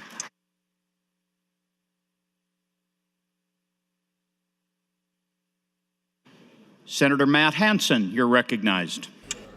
Thank you, Mr. President, and good morning, colleagues. I rise in continued support of LB 400 and including the Wishart Amendment, FA 22. Colleagues, I'd actually like to appreciate that I ended up in the queue right after Senator Hilders, and he and I had a good conversation earlier on the microphone kind of related to some of the issues that he included in his speech, including the issues of wage theft. I do think that's an area in our state enforcement mechanisms, both in terms of the process and maybe the penalties and some of the procedures that we can really improve upon. And it's something that's going to be a focus of mine and hopefully the Business and Labor Committee going forward. Just to kind of illustrate one of the things that I raised the issue in another bill this year, and I don't have plans to move that forward this year because I don't have a clear mechanism on how to solve the problem, although I think the problem has been identified. But I want to point out that there's cases today where somebody has a valid wage complaint and they go through the entire process with Department of Labor and prevail and win in an administrative hearing with the Department of Labor. And actually, despite winning with the Department of Labor, they don't have a mechanism to collect outside of going on their own back to civil court. And so if we're talking about instances where there's people who are paid hourly, who are paid $2.13 an hour, maybe have a dispute with their employer, maybe didn't get their last paycheck, whatever it is, and they go through the process right now and rightfully prevail with the Department of Labor, at the end, they win the right to go file a second court case and pay court fees and go through that whole process again. So when we're talking about people who are often living paycheck to paycheck, we're talking about a very lengthy, extended process. I'm not quite sure what the right fix is at that point, whether or not we're going to give the Department of Labor some more powers, whether or not we're going to give the plaintiff maybe some quicker timelines or what have you. But that's one thing right now we see with actually enforcing some of our wage theft laws is just the process is pretty burdensome, especially when the person who is, going paycheck to paycheck and having to do a lot of it, pro se on their own, while dealing with pretty lengthy and complicated systems and processes that we've set up. With that, I'm still in continued support of LB 400 and would yield the remainder of my time to Senator Hunt. Thank you, Senator Matt Hansen. Senator Hunt, you're yielded 2 minutes and 35 seconds. Thank you, Mr. President. Thank you, Senator Hansen, for the time. I talked to Senator Halloran off the mic about whether he'd be willing to increase the tip minimum wage to any number between $2.13 and $4.50 in order to move this forward. And we weren't able to agree to move the wage up even a cent because he believes that if people give good service, they will earn at least the standard minimum wage. So far in this filibuster, to recap, we've learned that Senator Halloran, an owner of a huge restaurant chain, Hoo Hot, sees tipped workers as entrepreneurs or independent contractors who are in control of their earnings because they're rewarded by tips for great service. And if I worked at Hoo Hot, that would be something that I want to know about the person that owns the business that I work at. We've also learned that there are senators who believe that there should be no government regulations on wages at all, and businesses ought to pay whatever people are willing to work for. That businesses should pay whatever people are willing to work for. Senator Halloran keeps saying that restaurant workers are among the most highly compensated people in the industry.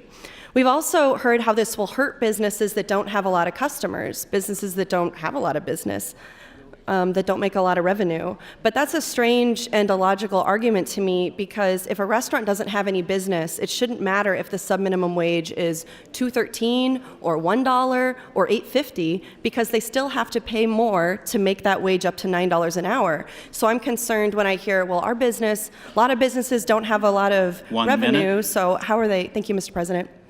A lot of businesses don't have a lot of revenue, so how are they going to pay for that increased wage? Well, they should be already paying them up to $9 an hour, so if they're saying they can't do that, then they're telling on themselves that they're out of compliance with labor laws. And it pains me that this bill might not move forward because of this filibuster on the part of some senators who are so out of touch with the reality of working Nebraskans, with people who weren't born into money, who didn't marry into money, who have had to earn a wage at a low wage, and they had to pay their taxes out of it and get on a plan for that and be on government benefits. And they're out of touch with the fact that most Nebraskans support raising the tip minimum wage. This is an example of an economic incentive bill that has zero cost to the state. We sit in here in the body and we talk about bills, we debate bills that cost millions of dollars to the state to support businesses, to create economic incentives. Well, colleagues, this is an economic incentive. Time, Senator. Thank you, Senator Hunt, and you are next in the queue. You are recognized to continue. Thank you, Mr. President. This is an economic incentive. Raising the tip minimum wage is an economic incentive that will help Nebraska workers and help Nebraska's economy. LGBTQ workplace protections are an economic incentive that costs $0 to the state. But instead, we're in here as fiscal conservatives putting through bills that cost millions of dollars to the state when we could just pass something like this and it would be so simple and so supportive of people who need it most. This has absolutely no cost to the state and to taxpayers. Restaurant servers, the group that stands to benefit most from this legislation, are 3 times more likely to live in poverty. That makes them dependent on government for support. They should be dependent on their workplace and their customers that tip them for support, not on taxpayers, not on government. And that's the result of policy like this when we keep the wage as low as it can legally be, when all of our neighboring states have a higher wage than us. In committee, we heard testimony from people who went to work in Iowa, from Omaha or from Lincoln, and I guess not Lincoln, but who went to work in Iowa, and they were finally able to pay their taxes because they were taking home a higher paycheck. And we still have restaurants in Iowa. Restaurants in Iowa haven't gone out of business because they raised the minimum wage. And I would say that if restaurants do go out of business because they aren't able to afford to pay their employees a minimum wage, then maybe they shouldn't be in business. I was asked on the mic about my experience as a business owner. I support raising the minimum wage, and in my business, we pay our workers as much as we can afford to pay them. As the owner of the business, I make the least amount of money. I'm the last to get paid because it's important to me that my workers are supported so I can be here in the legislature doing this work, which matters to me so much. I need them at home running the shop so I can be here doing what I'm passionate about, which is fighting for the rights of people who work in this state. I know that there's some interest on the floor in finding a compromise by cracking down on wage theft. I talked to Senator Hilders about that. I know that Senator Matt Hansen has been talking about that. And some of the opponents to my bill, like Senator Hilders, think that the real issue going on is that wage theft piece. That is absolutely an issue going on. I would love to have an interim study on that. I would love to be able to find a legislative solution to make sure that that doesn't keep happening in Nebraska. But I maintain my position that the cheapest way for Nebraska to support these workers is simply for this body of 49 to agree to increase the sub-minimum wage for these workers from $2.13 an hour to the very small amount of $4.50 an hour. I'm willing to compromise by removing the part of the bill that ties the sub-minimum wage to half the standard minimum wage. That's what Senator Wishart's floor amendment does.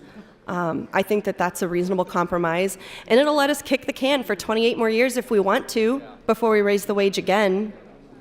One of the most common comments that I've received from Nebraskans about this bill has been, why only $4.50?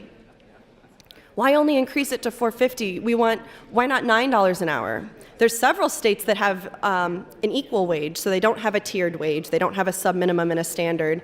Everybody earns the same amount, and then they earn tips on top of that.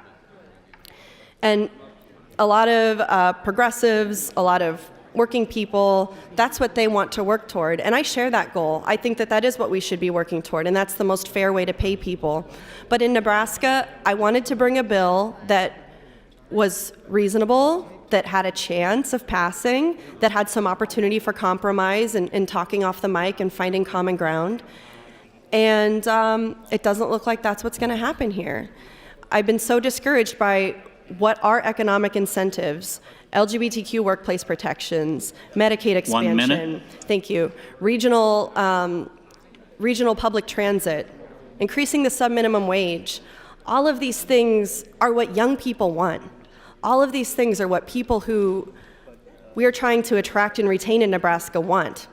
People who graduate from our universities and move out of state and to find better jobs where they can be better compensated or where they won't be fired for who they're married to.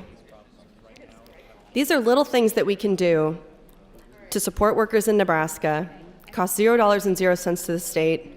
I wasn't able to find a compromise with Senator Halloran, which was a big disappointment to me, and I look forward to keeping the conversation moving. Thank you, Mr. President. Thank you, Senator Hunt. Senator Moorfeld, you're recognized. Thank you, Mr. President. Colleagues, I rise in support of Senator Hunt's bill, and I just want to make a few different points. I mean, first, I remember when I was campaigning in 2014 for the first time, and when I was going door to door, I was often also bringing a minimum wage petition signature board to get that passed on the ballot. And what was interesting to me about that debate statewide on increasing the minimum wage is there were a bunch of businesses and business owners writing letters to the editor. I think some chambers even came out in opposition to it. I can't remember which ones, so I won't comment on which ones I think it was. But I remember these business groups and these business owners kept talking about, oh man, if we raise that minimum wage, I tell you what, people are going to lose jobs. People are going to lose jobs. There's not going to be jobs. Businesses are going to have to close. And you know what happened after we raised the minimum wage? People who needed money got more money, and businesses did just fine. I didn't see one business close because the minimum wage got increased. And in fact, more people, more directly, had more money to invest in those businesses and to invest directly into our economy. So when people get up on the floor and say, oh man, this is just going to destroy restaurants in rural Nebraska, I mean, all these college kids and all these high school kids in rural Nebraska or urban Nebraska, they're not going to have any jobs after we do this. That's a bunch of nonsense. They said the same thing the year later, or the session after we passed the minimum wage. The grocers said the same thing. When they tried to make it so that we could make it so that there was a wage lower than the minimum wage for those below the age of 18, which we successfully stopped. They said, oh man, geez, we're just going to have to close down a bunch of grocery stores and, geez, there won't be any jobs for young people. You know what happened? Nothing. That didn't happen. So this whole sky will fall if we increase the minimum wage for certain employees. Is a bunch of nonsense. It's a bunch of nonsense because if you go and look at the other states around us that have much higher minimum wage for wait staff, you'll see that the economy is doing just fine. There's plenty of restaurants open. There's plenty of people that can work. There's plenty of positions open. And that people are making more money, which is good for everyone. In terms of the wage theft and some of those different issues, yeah, I agree. There probably could be more enforcement. We can talk about enforcement. I don't expect anybody who says that there should be more enforcement but is also opposed to this bill is going to do anything about actually having more enforcement or introduce a bill or even support that bill. I'll bring it next year and we'll see. Keep a list here. But I always look to who is best situated to be able to carry out something. And in this case, the employer is best situated if we enact a law that has a baseline minimum wage to be able to make sure that that employee is getting a fair wage. Now, these employees, where there is wage theft, quite frankly, they're not the best situated person. Why? Because they're a low-income employee for the most part, and they've got to go out and find an attorney or go through a legal process that they're unfamiliar with. Whereas what we can do is we're best situated to say, hey, this is the bare minimum that somebody should make and that you should be paying no matter what. And providing that. And so I'm glad that Senator Hilgers is in favor of more wage protection. I think that's what he said on the mic here. I think Senator Pansing Brooks has a bill coming up that helps with that. I'll introduce some legislation with him next year. We can co-sponsor it together and work on that. But the bottom line is that we have a bill before us now that will allow more people to make more fair wages and will inject more money into the economy. And I tell you what, for the past 4 years, I've supported a lot of economic development and incentive bills for business.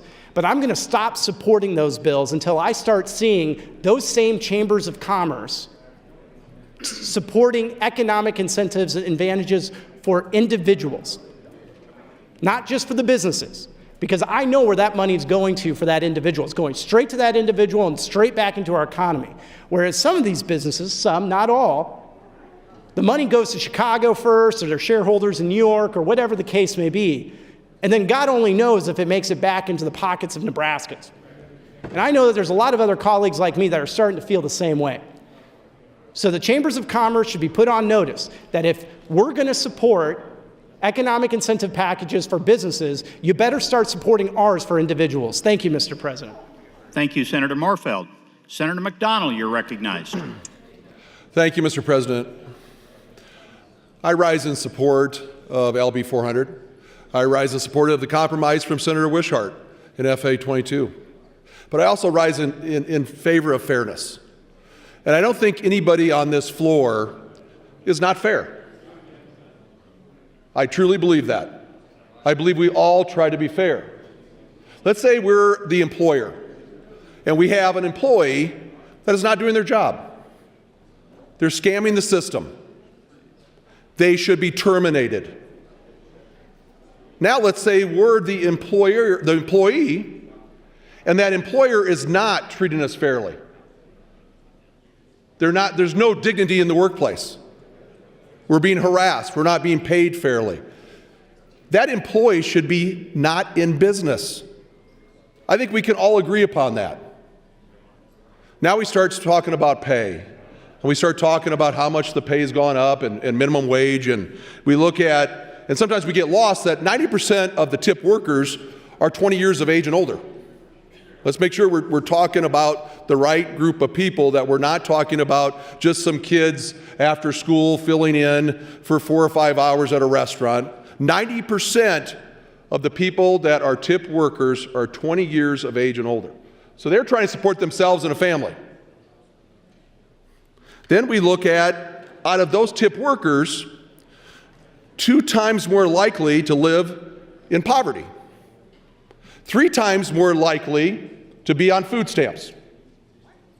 Right now, we have a problem, and I think we all recognize that's not fair.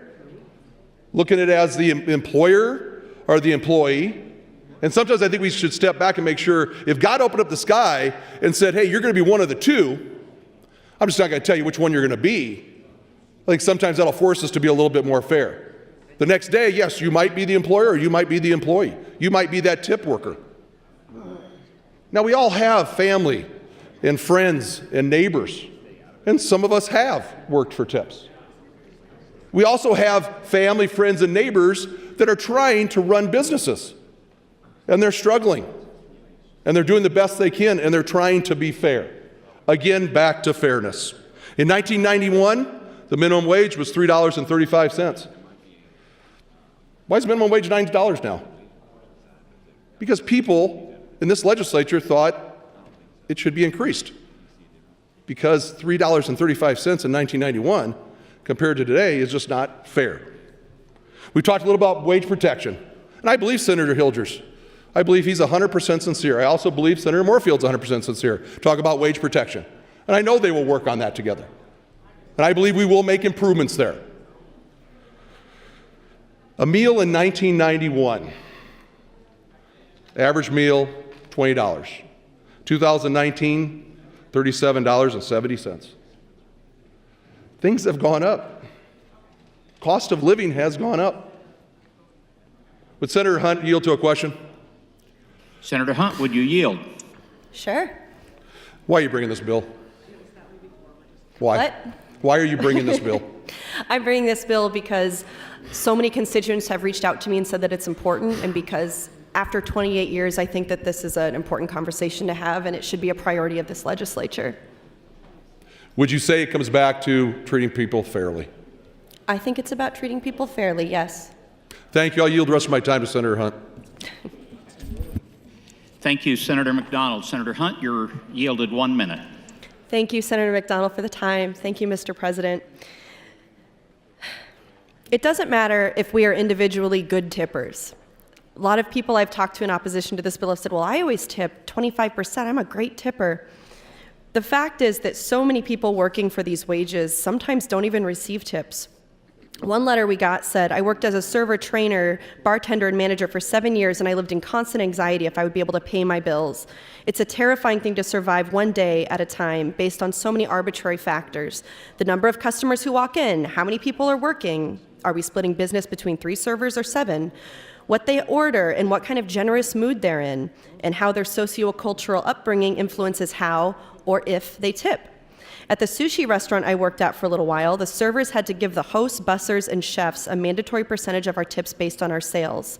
That means that if we got stiffed by a table, they still got their mandatory percentage of our sushi and total sales. So it means it came out of our other tips or out of our own pocket if it was a slow day. Thank you, Senator McDonald and Senator Hunt. Senator Kalowski, you're recognized.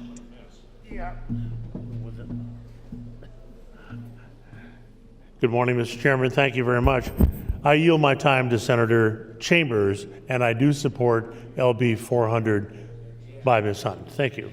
Senator Chambers, you're yielded 4 minutes and 45 seconds. Thank you, Senator Kalowski. Thank you, Mr. President. Members of the legislature, I am furious. What you all do make me furious and disgusted. I'm sure when you hypocrites had that preacher praying this morning, you did not tell that preacher that that prayer is preparatory to this legislature voting to deny low-paid workers a chance to get a decent wage. Senator Hilgers is in a law firm.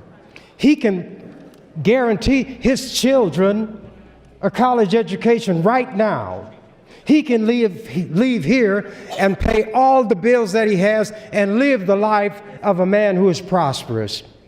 What he ought to do is reject those expenses that I got for all you hypocrites while you're in session. You don't need it. The taxpayers are giving it to you. Even the people like Senator Halloran, whose sister started a business and gave him a job. You don't want me to say it? What do these people who are working have to look for when they listen to what you all say? And you know where Senator Hilgers got his information? From Senator Halloran. Senator Halloran, who got a job thanks to his sister who started a business that he didn't. Senator Halloran is a graduate of the Scrooge and Marley School of Economics, whose credo is keep profits up by keeping wages low. He doesn't know about honest work, and if he ever worked, he doesn't have to do it again. And he knows how the farmers in his area are getting free government money. You ever hear him talk about that? Sponging off the government, sponging off the taxpayers, and getting this money whether you are efficient or not. One of the rich senators in the Senate who is backing Trump in his so-called trade war with China, and people who raise soybeans and other commodities are hurting. So Trump is going to put $1 billion or so aside to help those farmers. He doesn't want them to suffer from what he's doing, and he wants the farmers to continue supporting him. But it doesn't help all of the farmers. And when it came to the workers who lost money because of the shutdown, no big pot to compensate the workers. And those are the kind of people in this legislature and legislatures all over the country, but those in surrounding states are at least decent enough to give a living wage. And somebody said, what difference does it make what's being done in surrounding states? That's what you say when to pay attention to them would require you to treat the people in Nebraska better. But when you want to benefit those big shot, rich businessmen, you know what I always hear? This is what is being done for businesses in surrounding states, and if you want to compete, you have to give them this money. But you know what they say about the workers? They'll work for whatever you pay them. If they need the job, they'll take whatever you pay them. Abraham Lincoln said about slavery, I would that every man everywhere be free. But if there is to be slavery, I would like it to be tried out first on the man who himself wants to be a slave, and secondly, on the man who would make a slave of another. I'd like to see Senator Halloran, Senator Hilgers, and all these other big shots who can take care of their families for 1 week live off the salary of these who work for chicken feed. Don't talk about how great the work is being a server. I was at the Crimson Crab. It calls itself Red Lobster. I always give a tip. I won't tell you the amount of it because I know how hard it is to deal with the public. And the woman was so grateful. I said, well, this is just a tip. She said, these people who eat here, they don't tip. That's at the Crimson Crab. Senator Halloran's going to talk about what happens in his sister's business and use that to extrapolate from and say everybody in all these businesses are making $13 an hour. And Senator Hilgers, who is a lawyer, accepts it. I'm ashamed of him. I'm shocked by him. And he knows better than to do that as a lawyer, to take one side of the argument from the one who is benefited by the argument that is given, and there is nobody on the other side to countermand it. I am furious. Thank you, Mr. President. Thank you, Senator Chambers and Senator Klosky. Senator Quick, you're recognized. Thank you, Mr. President. I call the question. How many do we have?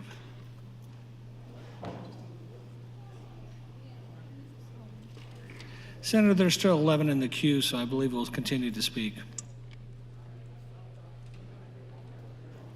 Senator Salama, you're recognized. Thank you, Mr. President. I rise today, again, opposed to LB 400 on the basis of a simple fact that's been repeated over and over again. Employers of tipped workers are already required to make up the difference for their workers if they fail to reach the minimum wage of $9 per hour under Chapter 48, Section 1203.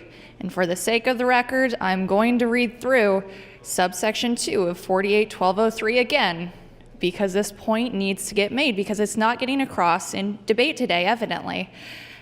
Subsection 2, for persons compensated by way of gratuities, such as waitresses, waiters, hotel bellhops, porters, and shoeshine persons, the employer shall pay wages at the minimum rate of $2.13 per hour, plus all gratuities given to them for the services rendered.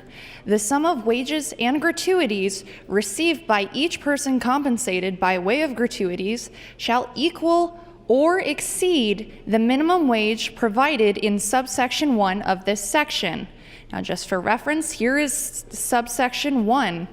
Except as otherwise provided in this section in section 48-1203.01, every employer shall pay to each of his or her employees a minimum wage of, and the relevant caption here is C, $9 per hour on and after January 1st, 2016. So in short, if these tipped workers are not making the minimum wage at the end of a pay period, it's up to the employer to make that up. And if they're not doing that, they're in violation of Chapter 48, Section 1203. They are breaking the law. That fact has not changed over the last 24 hours of debate, and LB 400 simply fails to solve this problem. Raising the $2.13 base pay for tipped workers to $4.50 does not change Section 48-1203. The restaurants impacted by this bill will be those with workers already making over $9 per hour. Today's debate has meandered about to a few different places, including toxic workplaces with sexual harassment, the fact that more women than men are tipped workers, and wage theft. While I appreciate the struggles of these hard-working men and women, LB 400 simply does not address their issues. This bill does not address the fact that some employers aren't making up that difference to get these tipped workers to $9 per hour. So with that, I stand opposed to LB 400, and I'd like to yield the rest of my time to Senator Halloran, if you will take it.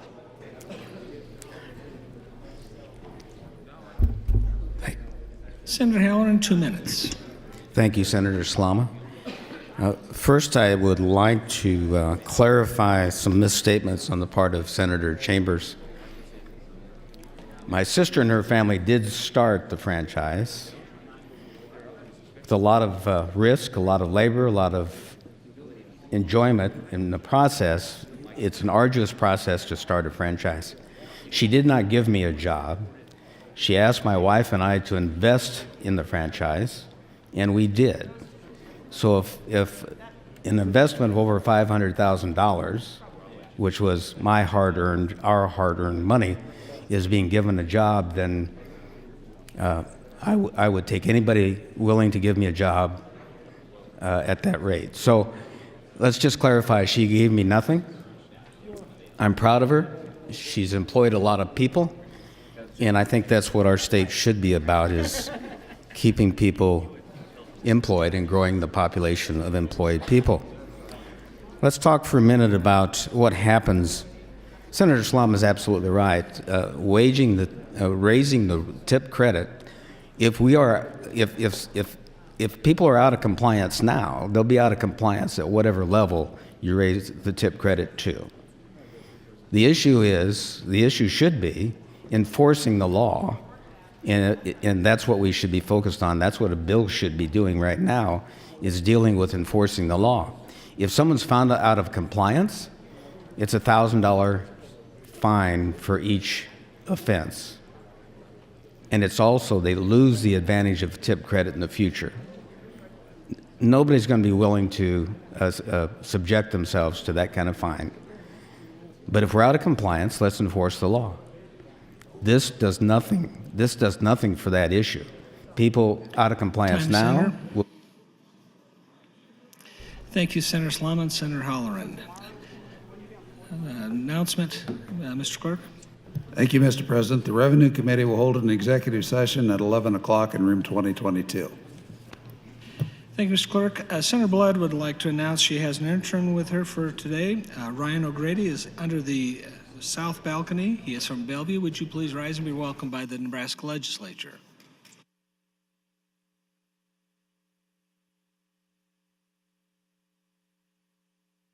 And Senator Klosky would like to welcome 94 fourth graders from Rowler Elementary and Millard. They are in the north balcony. If you would stand to be recognized by the Nebraska Legislature.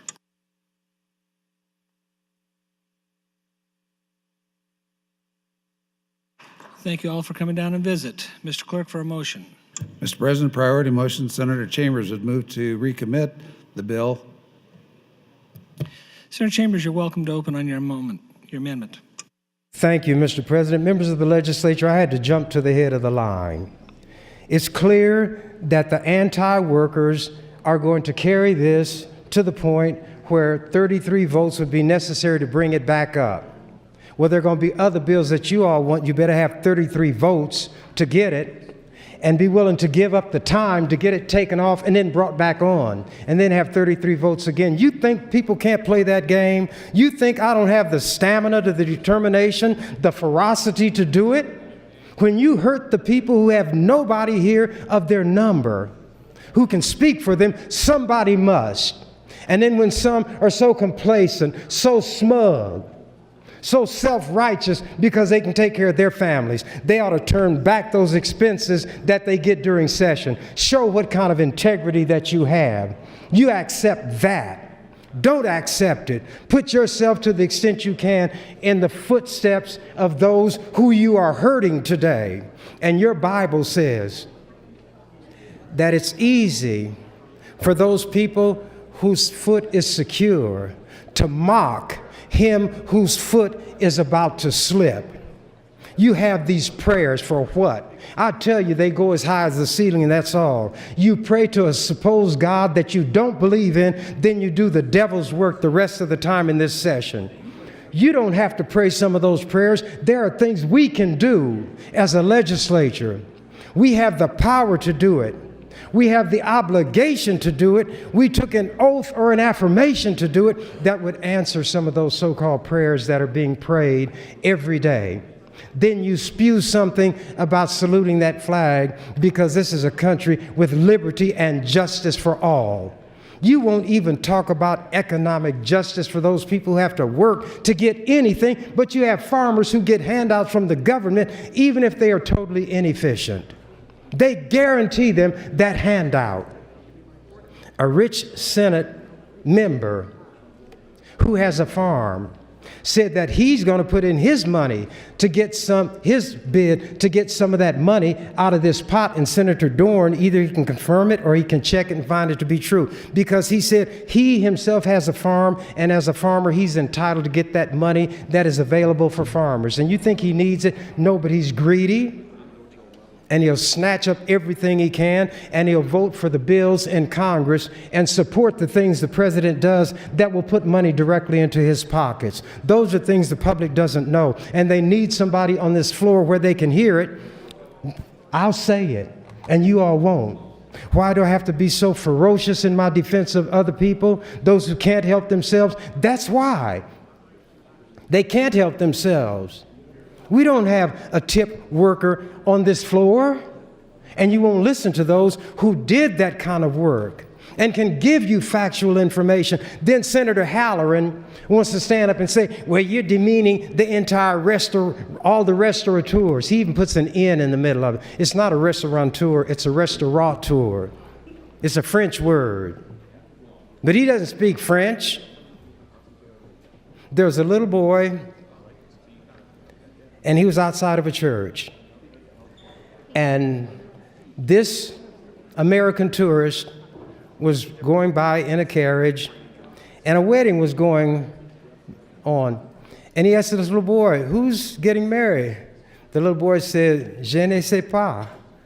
So the tourist was happy and he went on. And then when he came back, there was a funeral being conducted at the church. And he asked the little boy, "Who died and is being buried?" The little boy said, "Je ne sais pas." So the tourist looked at his cab driver, the carriage driver. He said, "Pour je ne sais pas." His marriage did not even last a whole day. He based that on his ignorance of the language in which the little boy was speaking. The little boy told him, "I don't know. I don't know who's married. I don't know who's died." But the one who asked the question went to the wrong source for the information. So you all are listening to Senator Halloran, who has a personal stake in all of this.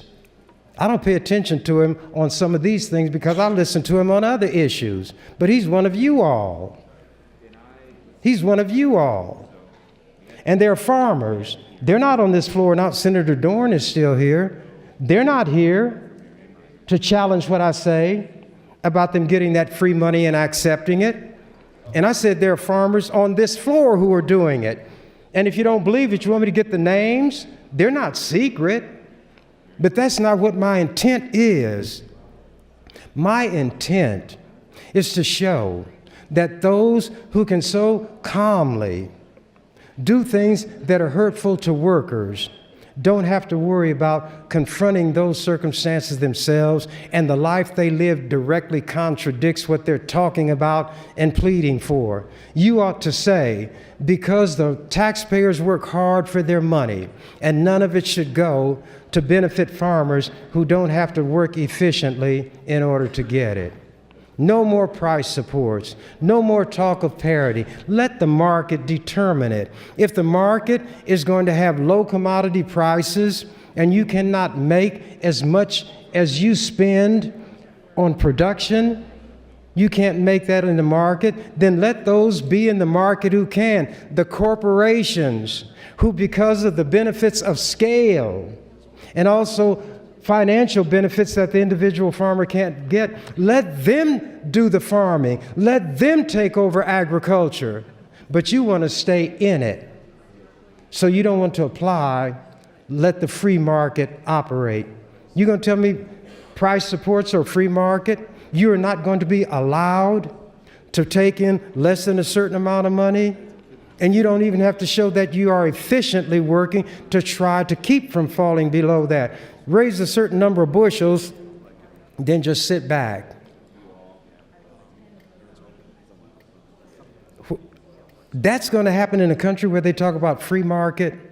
People don't know what those terms mean. The ones who use them don't know what they mean. They're political catchwords.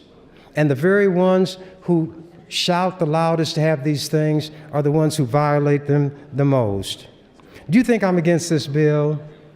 Do you think I really mean that motion to be voted on affirmatively? No. I support this bill. I can withdraw that motion whenever I want to. But you all have decided that you're going to talk this bill the few hours that are allowed. And it's the injustice of the way the Speaker has contrived that there is no filibuster rule except for those who follow the party line. Anybody who brings a bill that is not popular will have only 3 hours of discussion, not 8. When the 3 hours are up on general file, you can't get back on unless you have 33 votes. So we're going to have a lot more bills that are going to require 33 votes. Even some bills that ordinarily I wouldn't even pay attention to. I'm going to show you how the game can be played that you all have put in motion. Senator Lowe, if you and I were in the olden days and you insulted me, then I would tell you, you got to pay, choose your weapons. But that's not the way it is now. You've got everything behind you, everybody on your side, and even if I'm willing to fist fight you, your people are going to grab me and hold me and let you punch me out. That's America. That's what I'm talking about, not you. You wouldn't get a chance to do that. You're too old. You would have a chance against somebody like me. So that's why I'm using as an example. You know we're not going to ever come to that. But here's what I'm trying to get across. If you have all of the cards in your hand, you can sit back. You can leave the floor as the senators have done here today. You can be a part of a CLAQ, C-L-A-Q-U-E, CLIC, C-L-I-Q-U-E, or any other gathering 1 minute. who have decided that they're going to deny certain bills even a chance to have a vote. So when I begin to subject bills to the chamber's method, don't come to me then.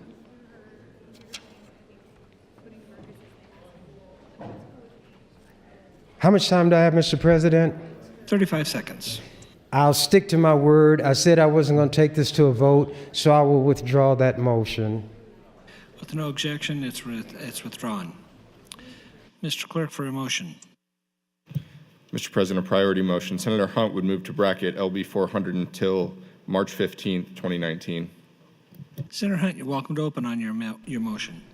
Thank you, Mr. Speaker, and thank you, colleagues. I made this motion so I could have a chance on the mic to basically close on this bill for all of you. I understand that we don't have 33 votes. I understand that the Speaker wasn't willing to let us take a vote on Senator Wishart's floor amendment. And that concerns me a little bit because I have some concern about my colleagues and all of us being shielded from taking difficult votes on the record. This is what happened with the LGBTQ workplace equality bill. We never took a vote on the record on that. It looks like that's going to happen on this bill. So you're all going to get off scot-free, not having to be accountable to Nebraskans, to your constituents, about where you stand on raising the sub-minimum wage from $2.13 an hour. Because a couple people took up so much time filibustering this bill who wouldn't even be affected by this bill, and that's what I believe. I want to thank the 17 other senators who co-sponsored this bill because it was important to me to bring this bill with bipartisan support to tell tipped workers in Nebraska that we believe they deserve a raise.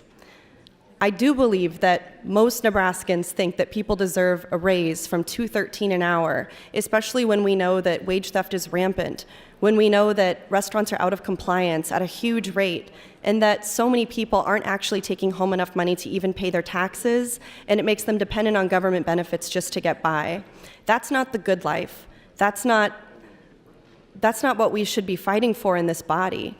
And this is a simple bill that would have put Nebraska in line with so many other states that are doing more things to support their workers, and that's very important to me. Workers at the standard minimum wage have gotten 7 raises from the legislature and from voters in Nebraska since 1991.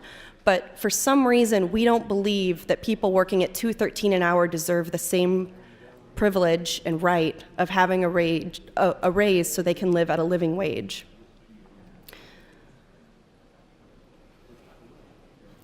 I want to share another story from a constituent who reached out to us. I'm a server at a fine dining establishment in Omaha. I wanted to write my support for your bill to raise the minimum wage from $2.13 an hour to $4.50 an hour. I worked for years in Chicago as a server for the minimum tipped wage of $4.95, and I never saw a paycheck because of taxes. In Omaha, my experience has been that I owe the government quite a lot of taxes during tax time because my small hourly wage is not nearly enough to pay the taxes on what I make. My husband, also a server, has experienced the same. Here's a little bit about myself and why I work a tipped server job. I have my BFA from Wichita State University. My husband has a BA from Central College in Pella, Iowa. We moved to Omaha to be closer to the nonprofit theater here in Brownville, Nebraska, where we serve as artistic directors. Working a tipped job gives us the flexibility to commit time to our nonprofit work, building and strengthening the Nebraska arts community. The move to Omaha has been crippling for us financially because primarily of the lower tipped wage. I think tipping is a fantastic system for good service, and I will always stand by it, but I do believe tip workers should be paid minimum enough to cover their taxes. Colleagues, this bill is going to come back year after year. I'll be happy to carry it again next year, and hopefully as a body we can have a change of heart and not give in to intimidation, to bullying, to pressure from lobbyists in industries that have an interest in keeping restaurant owners wealthy and keeping workers in restaurants poor. Does this happen to every restaurant owner? No. Does this happen to every restaurant worker? No. But the parity that we have in our system is out of whack, it's wrong, it's unfair, and it's going to hurt Nebraska economically.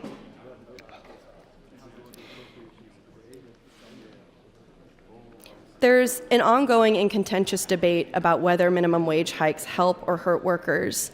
But people who argue, who present these arguments, I think they sometimes forget that we have two different wages. Most workers are covered by the standard minimum wage, but states have the opportunity to set a higher level for a sub-minimum wage, and I'm disappointed that we're not going to be able to do that. Based on history, there's no reason to think that LB 400 would lead to an increase in the unemployment rate, as we heard on the floor, or to customers not tipping at all. History in other states, and in our own state as we've raised the wage, has not borne that out. We know that that doesn't happen. What it will lead to, if we could pass this bill, is a rate of pay for Nebraskans who are working hard to make ends meet to be able to enjoy the good life that we have here in Nebraska. So I wanted to share some final thoughts on this bill before it likely comes off the agenda for 2019. With 41% of Nebraska children growing up in poverty, we really have an urgency to support low-income families. And this is our chance to show that we hear the struggles of these working parents, working people, and that we're looking out for their best interests. This bill would not only have bolstered our workforce by increasing take-home pay at zero cost to the state, it would also have long-term impacts on the growth of Nebraska and the restaurant industry in Nebraska. Consumer spending drives 70% of Nebraska's economy, and increasing demand is key to jump-starting and maintaining production and hiring. A raised and tipped wages puts money into the hands of low-income consumers who will experience a little more stability in their income and feel more comfortable spending more at local businesses. Colleagues, if the humanitarian impacts of this bill weren't great enough, I think that the economic reasons were enough to move this bill forward. And we heard a lot of opponents making the same arguments that we've always heard, that this is anti-business, that the burden of paying workers a higher wage would put people out of business, that people already earn $9 an hour, which we know isn't true. These arguments just aren't supported by the numbers. And I hope that as a body in the future, we're able to base our votes. I hope as a body we're able to have votes, for one thing, but I hope that we can base our votes on research and data and science and information and people's lived experiences, not just ideology, not just what our donors tell us to do, and not just our own selfish, greedy interests in our own lives and our own little bubble. We have the smallest legislature in the country. And each of us has a lot of power to block something or to move something through. And I regret that this bill has been blocked by a very small minority of people who don't share the beliefs of most Nebraskans. And with that, I'll yield the rest of my time to the chair. Thank you. Thank you, Senator Hunt. Senator Merman, you're recognized. Thank you, Mr. Speaker. I'd just like to make a couple of comments. We heard earlier about the price of food going up and the price of meals at restaurants. Price of hamburger went up quite a bit in the last 30 years or so. I'd just like to remind everyone that when the price of the meal goes up, the percent on the tip, amount of the tip also goes up. And actually the amount, the tips may stay the same, but the amount that the tip will go up. Also, the reason for that price of food going up is because not only the more time, energy, and labor put in by farmers to produce that food, but also transportation and services and other overhead expenses from the restaurant and so forth contribute to that price of the meal.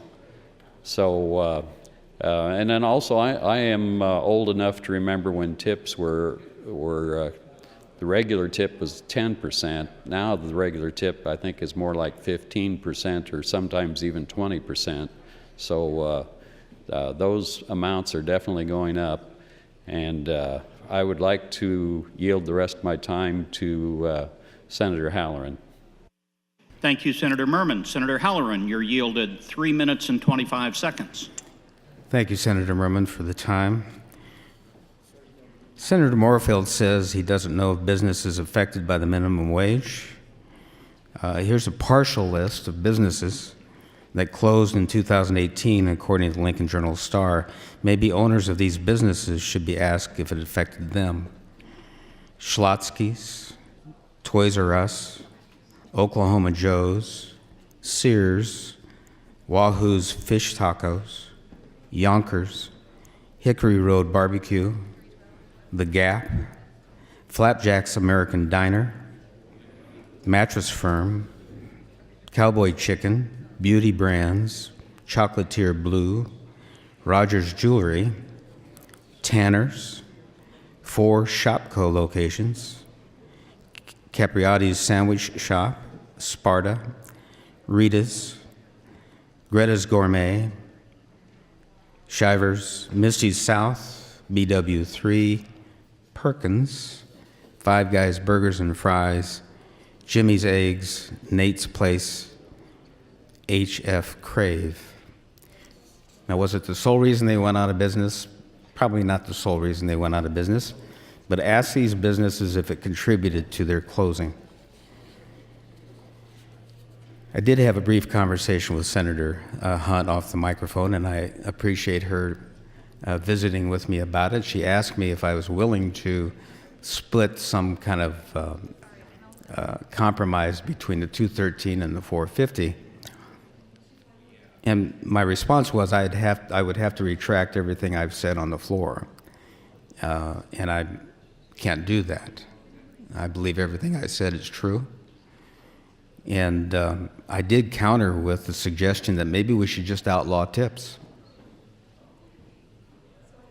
If tips are the issue, if servers and waiters and waitresses aren't being paid enough, then if we outlawed tips, they would be guaranteed the minimum wage as a base wage, and competition would drive that wherever it might drive that. 1 minute. But I can assure you, the moment we did that, we would lose at least half. The better servers and waiters and servers would quit, because they all understand that tips bring them well above the minimum wage. They would lose that opportunity.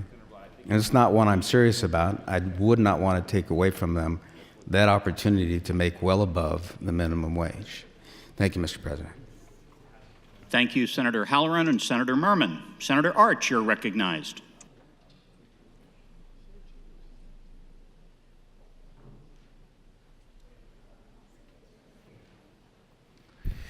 Thank you.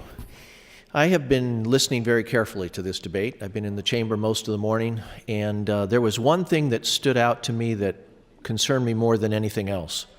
And that was that there was a report of 80-some% of non-compliance with the requirement that restaurants make up the difference to bring an employee up to the minimum wage. And I would be the first to admit that I probably don't understand all the factors that go into something like that, but frankly, that's really concerning. And I heard Senator Hansen address some of the issues with enforcement from the Department of Labor, and I would say that that is something that in the future is something that probably should come that we can address, because that is absolutely wrong. And if we can address that, if we can enforce a law that is currently on our books right now, far better than introducing a new law. I heard discussions of harassment. I heard discussions of sharing of tips. I've heard discussions of living wage. And again, as a freshman senator, I've heard bills that have been brought to the chamber that attempt in very well-intentioned ways to address particular issues, but probably aren't well targeted to address those issues. So I would simply say that the enforcement of this minimum wage law is a big concern of mine, and I would welcome in the future more discussion of that issue. Thank you. Thank you, Senator Arch. Speaker Scheer, you're recognized. Thank you, Mr. President. Reaching the appointed time allotment for LB 400, we'll move on to LB 217, please. Thank you. Thank you, Speaker Scheer. Items for the record, Mr. Clerk.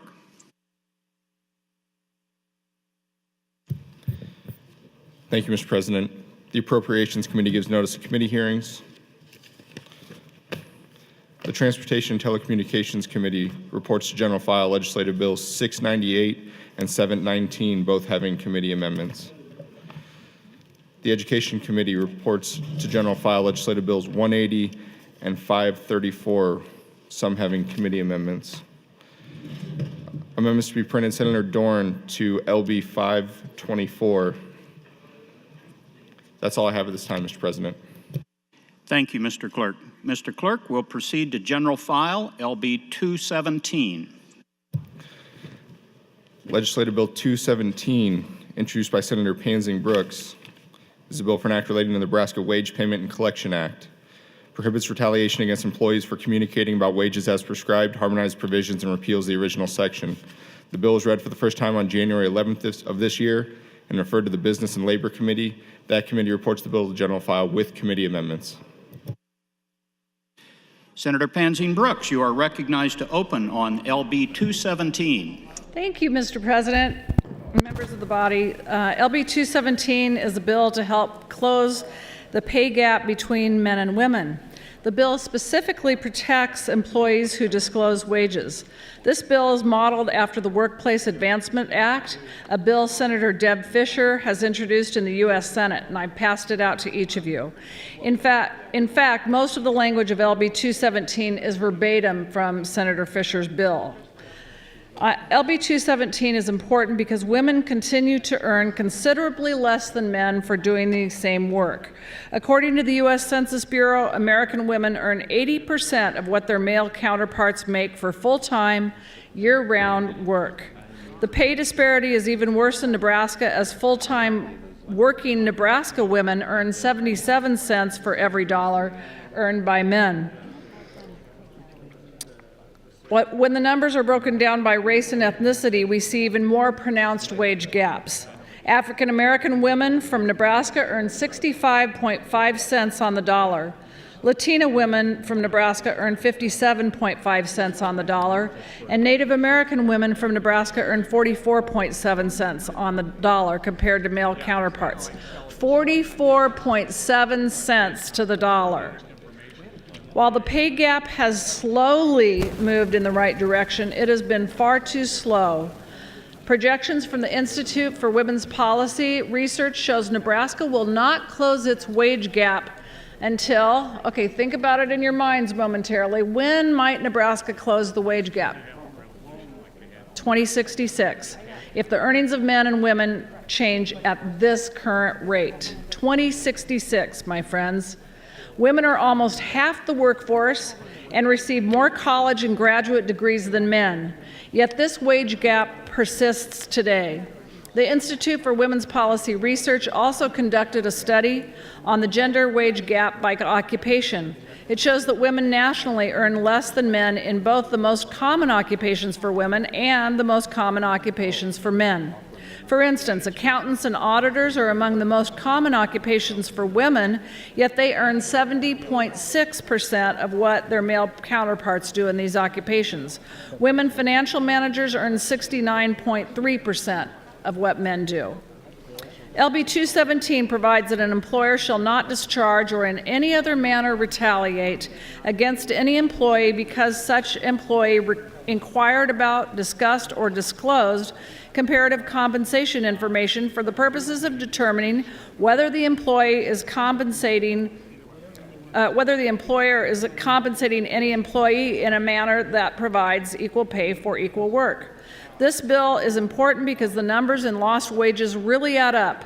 The National Women's Law Center shows that a woman typically loses $418,800 over a 40-year career based on the 80 cents on the dollar wage gap. $418,800.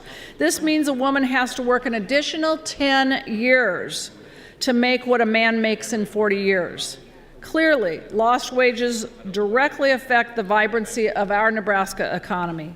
Passing this bill would attract women to our state, which would positively affect the #1 issue of the state chamber, workforce development. We clearly need more workers, colleagues. These earning differentials hold an especially significant and immediate impact right now for single women with children struggling to get by. A woman working retail earns 70.4% of what her male colleagues earn, according to the Institute for Women's Policy Research. When you consider that the cost of a child accounts for 1/3 of the average person's income, according to the Child Care Aware, it's not hard to see how much negative impact these pay differentials have on women struggling to provide for their children. Women cannot wait until 2066. We need to address this problem now. LB 217 doesn't purport to fix the pay gap issue by itself. However, I believe if we get behind this common sense, bipartisan measure, that we should move ahead in Nebraska. After consulting with the Nebraska Equal Opportunity Commission, we decided they would be the more appropriate oversight agency. So the Business and Labor Committee amended to move this from the Department of Labor to the Nebraska Equal Opportunity Commission. So instead of being under the Wage Collection Act, it is now under the Fair Employment Practice Act. This move also addressed the issue with the fiscal note. Senator Hansen will provide details on that when he opens with the committee amendment. So again, we have just heard bills regarding tip minimum wage. Surely we can do something for the employees in Nebraska, for the workers of Nebraska, for the backbone of Nebraska. I've signed on to the Nebraska Advantage Act. I'm supporting businesses in Nebraska because I understand how they make our economy thrive. But clearly, my friends, it is the employees, the whole backbone of business in Nebraska, that also make Nebraska thrive. And to have issues that precipitously cause them to be fired is unreasonable and not good for the economics of our state. So in closing, I'd ask you to advance LB 217 so we can close the wage gap that is holding so many working women behind. And with that, and that's women and children. With that, I'll be glad to answer any questions and direct you to Senator Hansen. Thank you, Senator Pansing Brooks. Speaker Scheer, you're recognized.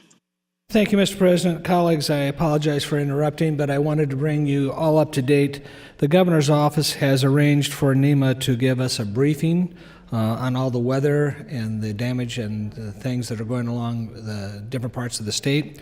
That will begin at noon in room 1525 for the membership of the body. So if you are interested in the weather-related problems we're having, NEMA will be providing us a briefing. Again, that's at noon at 1525. Thank you, Mr. President. Thank you, Speaker Scheer. As the clerk stated, there are amendments from the Business and Labor Committee. Senator Mann Hansen, as chair of the committee, you are recognized to open on AM 387. Thank you, Mr. President. Good morning, colleagues. AM 387 is the Business and Labor Committee amendment to LB 217. AM 387 is a white copy amendment that makes several of the following changes to the green copy of the bill. First, it moves enforcement from Department of Labor to the Nebraska Equal Opportunity Commission. This change makes it an unlawful employment practice for an employer to discriminate against an employee who has inquired about, discussed, or disclosed information about employee compensation. Senator Pansing Brooks worked with the executive director of the NEOC, and they feel that their department has the resources and expertise to enforce the provisions of this bill. Second, the amendment removes language limiting the purpose to discussing wages in a manner related to equal pay for equal work. This language was too limiting and potentially confusing for protecting employees, so it is stricken from more general language. And third, to be clear, nothing in this legislation requires anyone to disclose to anyone else salary information. This does not give an employee the right to ask about other employees' salaries. The bill is designed to provide protections for those employees who choose to discuss their wages amongst themselves. I urge you to adopt AM 387 and advance LB 217. Thank you, Mr. President. Thank you, Senator Matt Hansen. Senator Chambers, you're recognized. Thank you. Mr. President, members of the legislature, I'd like to ask Senator Pansing Brooks a question or two for clarification. Senator Pansing Brooks, would you yield? Yes, I'd be happy to. Senator Pansing Brooks, does this bill have anything in it that would require the equalization in wages between female and male workers? No, it does not, Senator Chambers. So and in maybe I effect, was a so little we're not dealing with improving the wages of women in this bill. Is that correct? That is correct. I probably spoke a little too broadly in my Thank opening. you. And I wanted that crystal clear.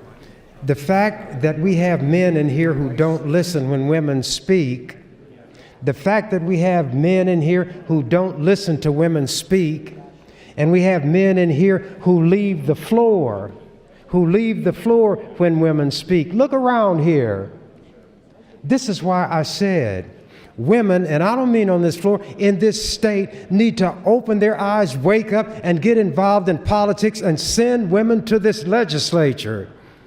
The few here are not respected, are not regarded. And if you think I'm not telling the truth, you look around here every time a woman stands to talk about something that is not pre-approved by some man or the governor. The chamber empties. Look at it. And I'm glad that the public can see. But here's what I'll say about this bill. Before I say it, let me get another point of clarification, because they don't listen to me either.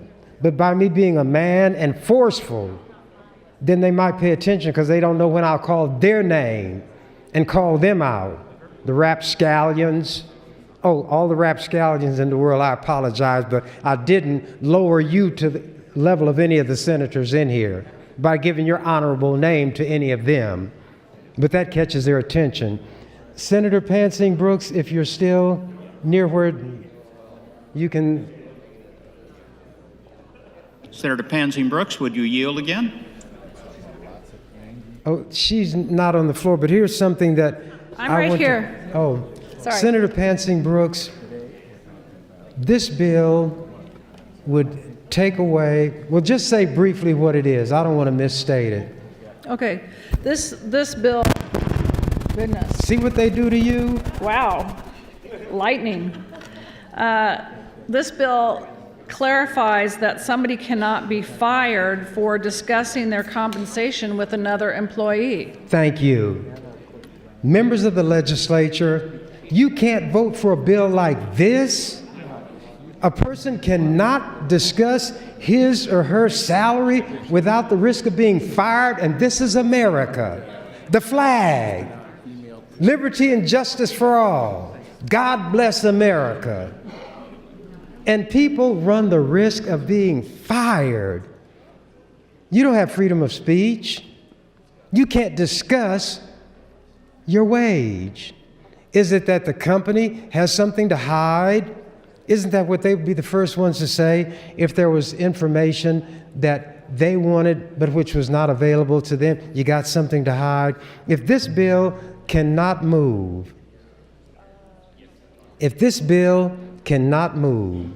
I cannot think of words to finish that sentence with, but it would be one of the most preposterous negative votes that I've ever seen. I don't think it has the fright-producing quality 1 minute. of a bill that would increase the minimum wage for tip employees. So I don't think the Republicans organized a group to filibuster this innocuous bill for 3 hours. So I'm not going to take the usual amount of time that I would on a bill that I was opposed to, and maybe Senator Pansing Brooks can even get a vote this morning. Thank you, Mr. President. Thank you, Senator Chambers. Senator Crawford, you're recognized.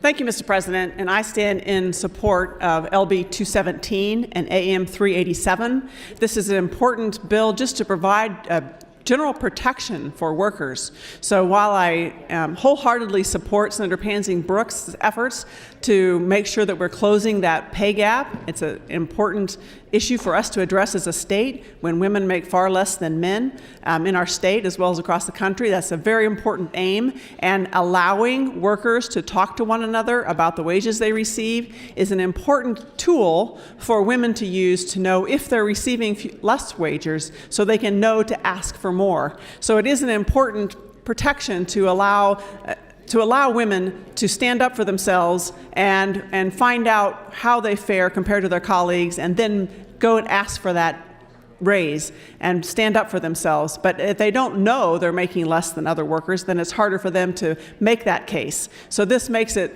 really all the bill does, again, is that it prevents your employer from firing you for talking about wages with someone else. That's all the bill does, is it gets rid of the ability of the company to fire you if you talk to someone else about your wages. So while this bill is very important in terms of protecting women's pay and improving women's pay, it's not just about women. This bill doesn't specify that it's only if women are talking about their wages. It's anyone in the company talking about their wages with someone else is protected from being fired. So it's an important bill for men and women. Anyone who is in the situation where they are at the water cooler talking about how much they make, to be protected from being fired for that account. Or anyone who is interested in making sure that wages are fair and they're talking to their colleagues about whether wages are fair, it protects them to be able to have that conversation. And colleagues, that's all we're talking about in this bill, is protecting conversations, protecting speech between coworkers when it involves how much someone is making. We're protecting someone if they wish to disclose how much they make. It's totally their choice. If they wish to disclose how much they make, then this bill protects them from being fired for telling someone else how much they make. It's that simple. And as Senator Chambers said, I think if we can't pass this bill, it's hard to believe, because really all the bill does is protects people who will tell someone else how much they make, protects them from being fired. And there are protections in the bills to protect against confidential information for people whose job is to maintain that confidential information. So again, this is really just about a coworker talking to another coworker about how much you make. And if you do that, this protects you from being fired, whether it's for the sake of trying to raise women's wages or the sake of addressing other wage disparities of the workforce, or just curiosity. If somebody is telling someone else how much they make, this bill protects them from being fired simply for telling someone else how much they make. It's that simple, and I urge your support of AM 387 and LB 217. It's that simple, it's that important to protect our workers from being fired for just speaking. Thank you, Mr. President. Thank you, Senator Crawford. Senator Pansing Brooks, you're recognized. Thank you, Mr. President. I just wanted to stand and clarify, number one, thanks to Senator Chambers and Senator Crawford for clarifying that this is not just about women. This is about all employees. And in fact, I've been approached by a number of different groups saying thank you for protecting us. It's men and women, to make sure that they are not fired just for discussing around the water cooler their wage. The other thing that I want to point out is that this bill does prohibit an employee who has authorized access to information regarding compensation of other employees as a part of such employees' job functions. It forbids them from disclosing the information to a person who does not otherwise have access to that information. So the accountant for the company can't just release all the information about how everybody's doing. If you're talking to a colleague in the normal course of a relationship, you can do it. And I have seen the contracts that this is occurring in Nebraska. We had a hearing where people spoke about the fact that they had been fired for just discussing where they are. Now, the state already has this ability. We already can discuss. We know what people make. It doesn't seem like the sky's falling down. The tower has not fallen in this building yet, fortunately, this gorgeous place. But again, this is a very simple bill, and I just wanted to clarify, it is for everybody, but to me, there were some reasons to specifically highlight how it affects women. But it does affect all people. Thank you, Mr. President. Thank you, Senator Pansy Brooks. Senator Arch, you're recognized. Thank you. I just have a question to help me understand this bill a little bit better. If Senator Pansy Brooks would respond to the question. Senator Pansy Brooks, would you yield? Happy to.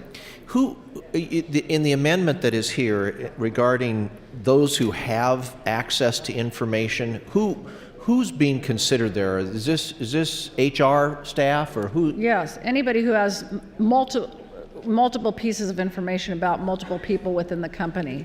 That would not be something that's just available for anybody to ask and start making comparisons across the whole company. And what does this bill do as far as empowering employees to ask about another staff member's information, their salary? How are they authorized to make that request officially?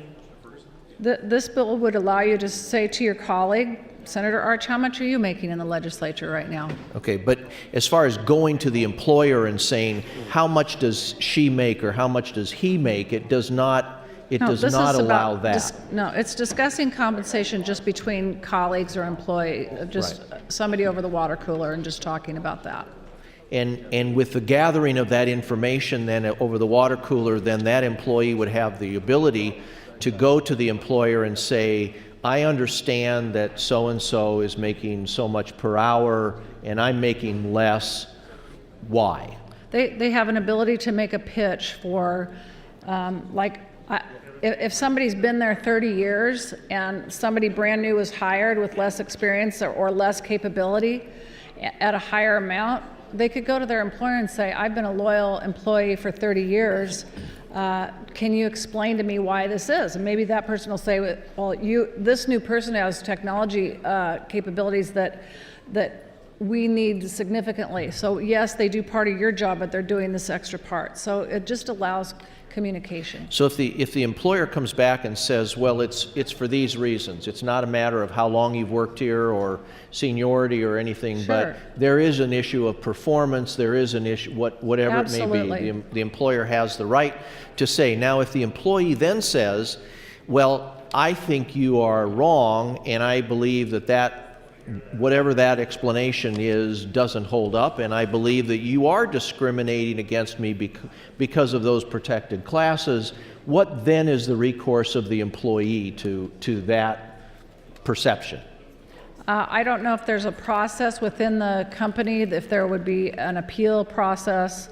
It would just be a normal course of any kind of complaint that an employee has in a process. And if I've read the documents correctly, then NEOC then probably would be the recourse for that employee, that they could file with NEOC saying that I believe that I am being discriminated against. In this particular case, we've discussed equal pay for equal work, women and men. So if they felt as though they could go to the NEOC then and make that complaint. They could ultimately do that, but of course that costs a lot of money to the employee, and hopefully it would be resolved within the company. But the NEOC says that they average only about 19 complaints a year, and so that they do not see that this making a huge difference because we already have this for state and other areas. So that's although this bill would add that then, though, that they could make that complaint based upon. In other words, I cannot be fired, right? I cannot be fired for sharing this information, right? I mean, that's the nut of the bill. Yes, for discussing it. 1 minute. Okay. All right. Thank you. Thank you very much. Thank you, Senator Arch and Senator Pansy Brooks. Seeing no one in the queue, Senator Matt Hansen, you are recognized to close on the committee amendments. Thank you, Mr. President, and good morning again, colleagues. Colleagues, I would encourage you all to support the Business and Labor Committee amendment. The primary purpose is moving it from the Department of Labor to the Nebraska Equal Opportunity Commission. These are the two departments that primarily handle employment law and employment disputes. I want to talk about and kind of just reframe the issue real quick. This is a provision and protection that I believe exists for many employees already. And one of the significant groups that Senator Pansing Brooks's bill would do is to make it just slightly broader to include supervisory employees and to protect public employees. Many of these protections already exist in the National Labor Relations Act, including allowing employees to talk to other employees about wages. And this would allow them an opportunity with our state and EEOC to have the same protections and to have a slightly broader group of employees in the state, supervisors and public employees also have these protections. With that, I would appreciate your support of AM 387 and LB 217. Thank you, Senator Matt Hansen. Members, the question is, shall the committee amendments to LB 217 be adopted? All those in favor, vote aye. Those opposed, vote nay.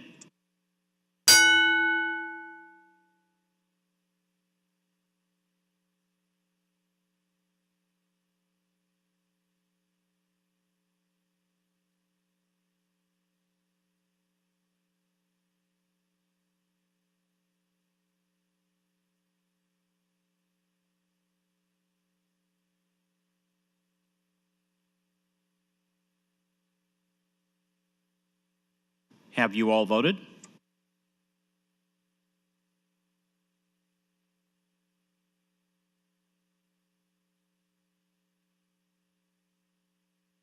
Record, Mr. Clerk. 30 yeas, 1 nay on the motion to adopt the amendment. The amendment is adopted. Seeing no one in the queue, Senator Pansing Brooks, you are recognized to close on LB 217. Senator Pansing Brooks waives closing. The question is the advancement of LB 217 to ENR initial. All those in favor vote aye. All those opposed vote nay.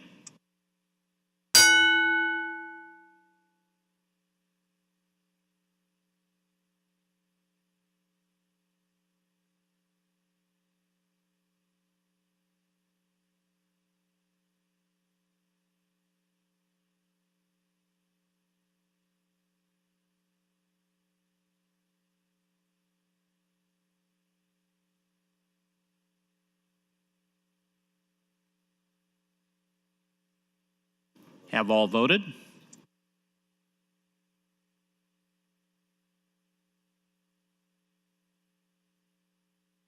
Record, Mr. Clerk. 27 ayes, 3 nays on the advancement of the bill. The bill advances. Mr. Clerk, for announcements. Thank you, Mr. President.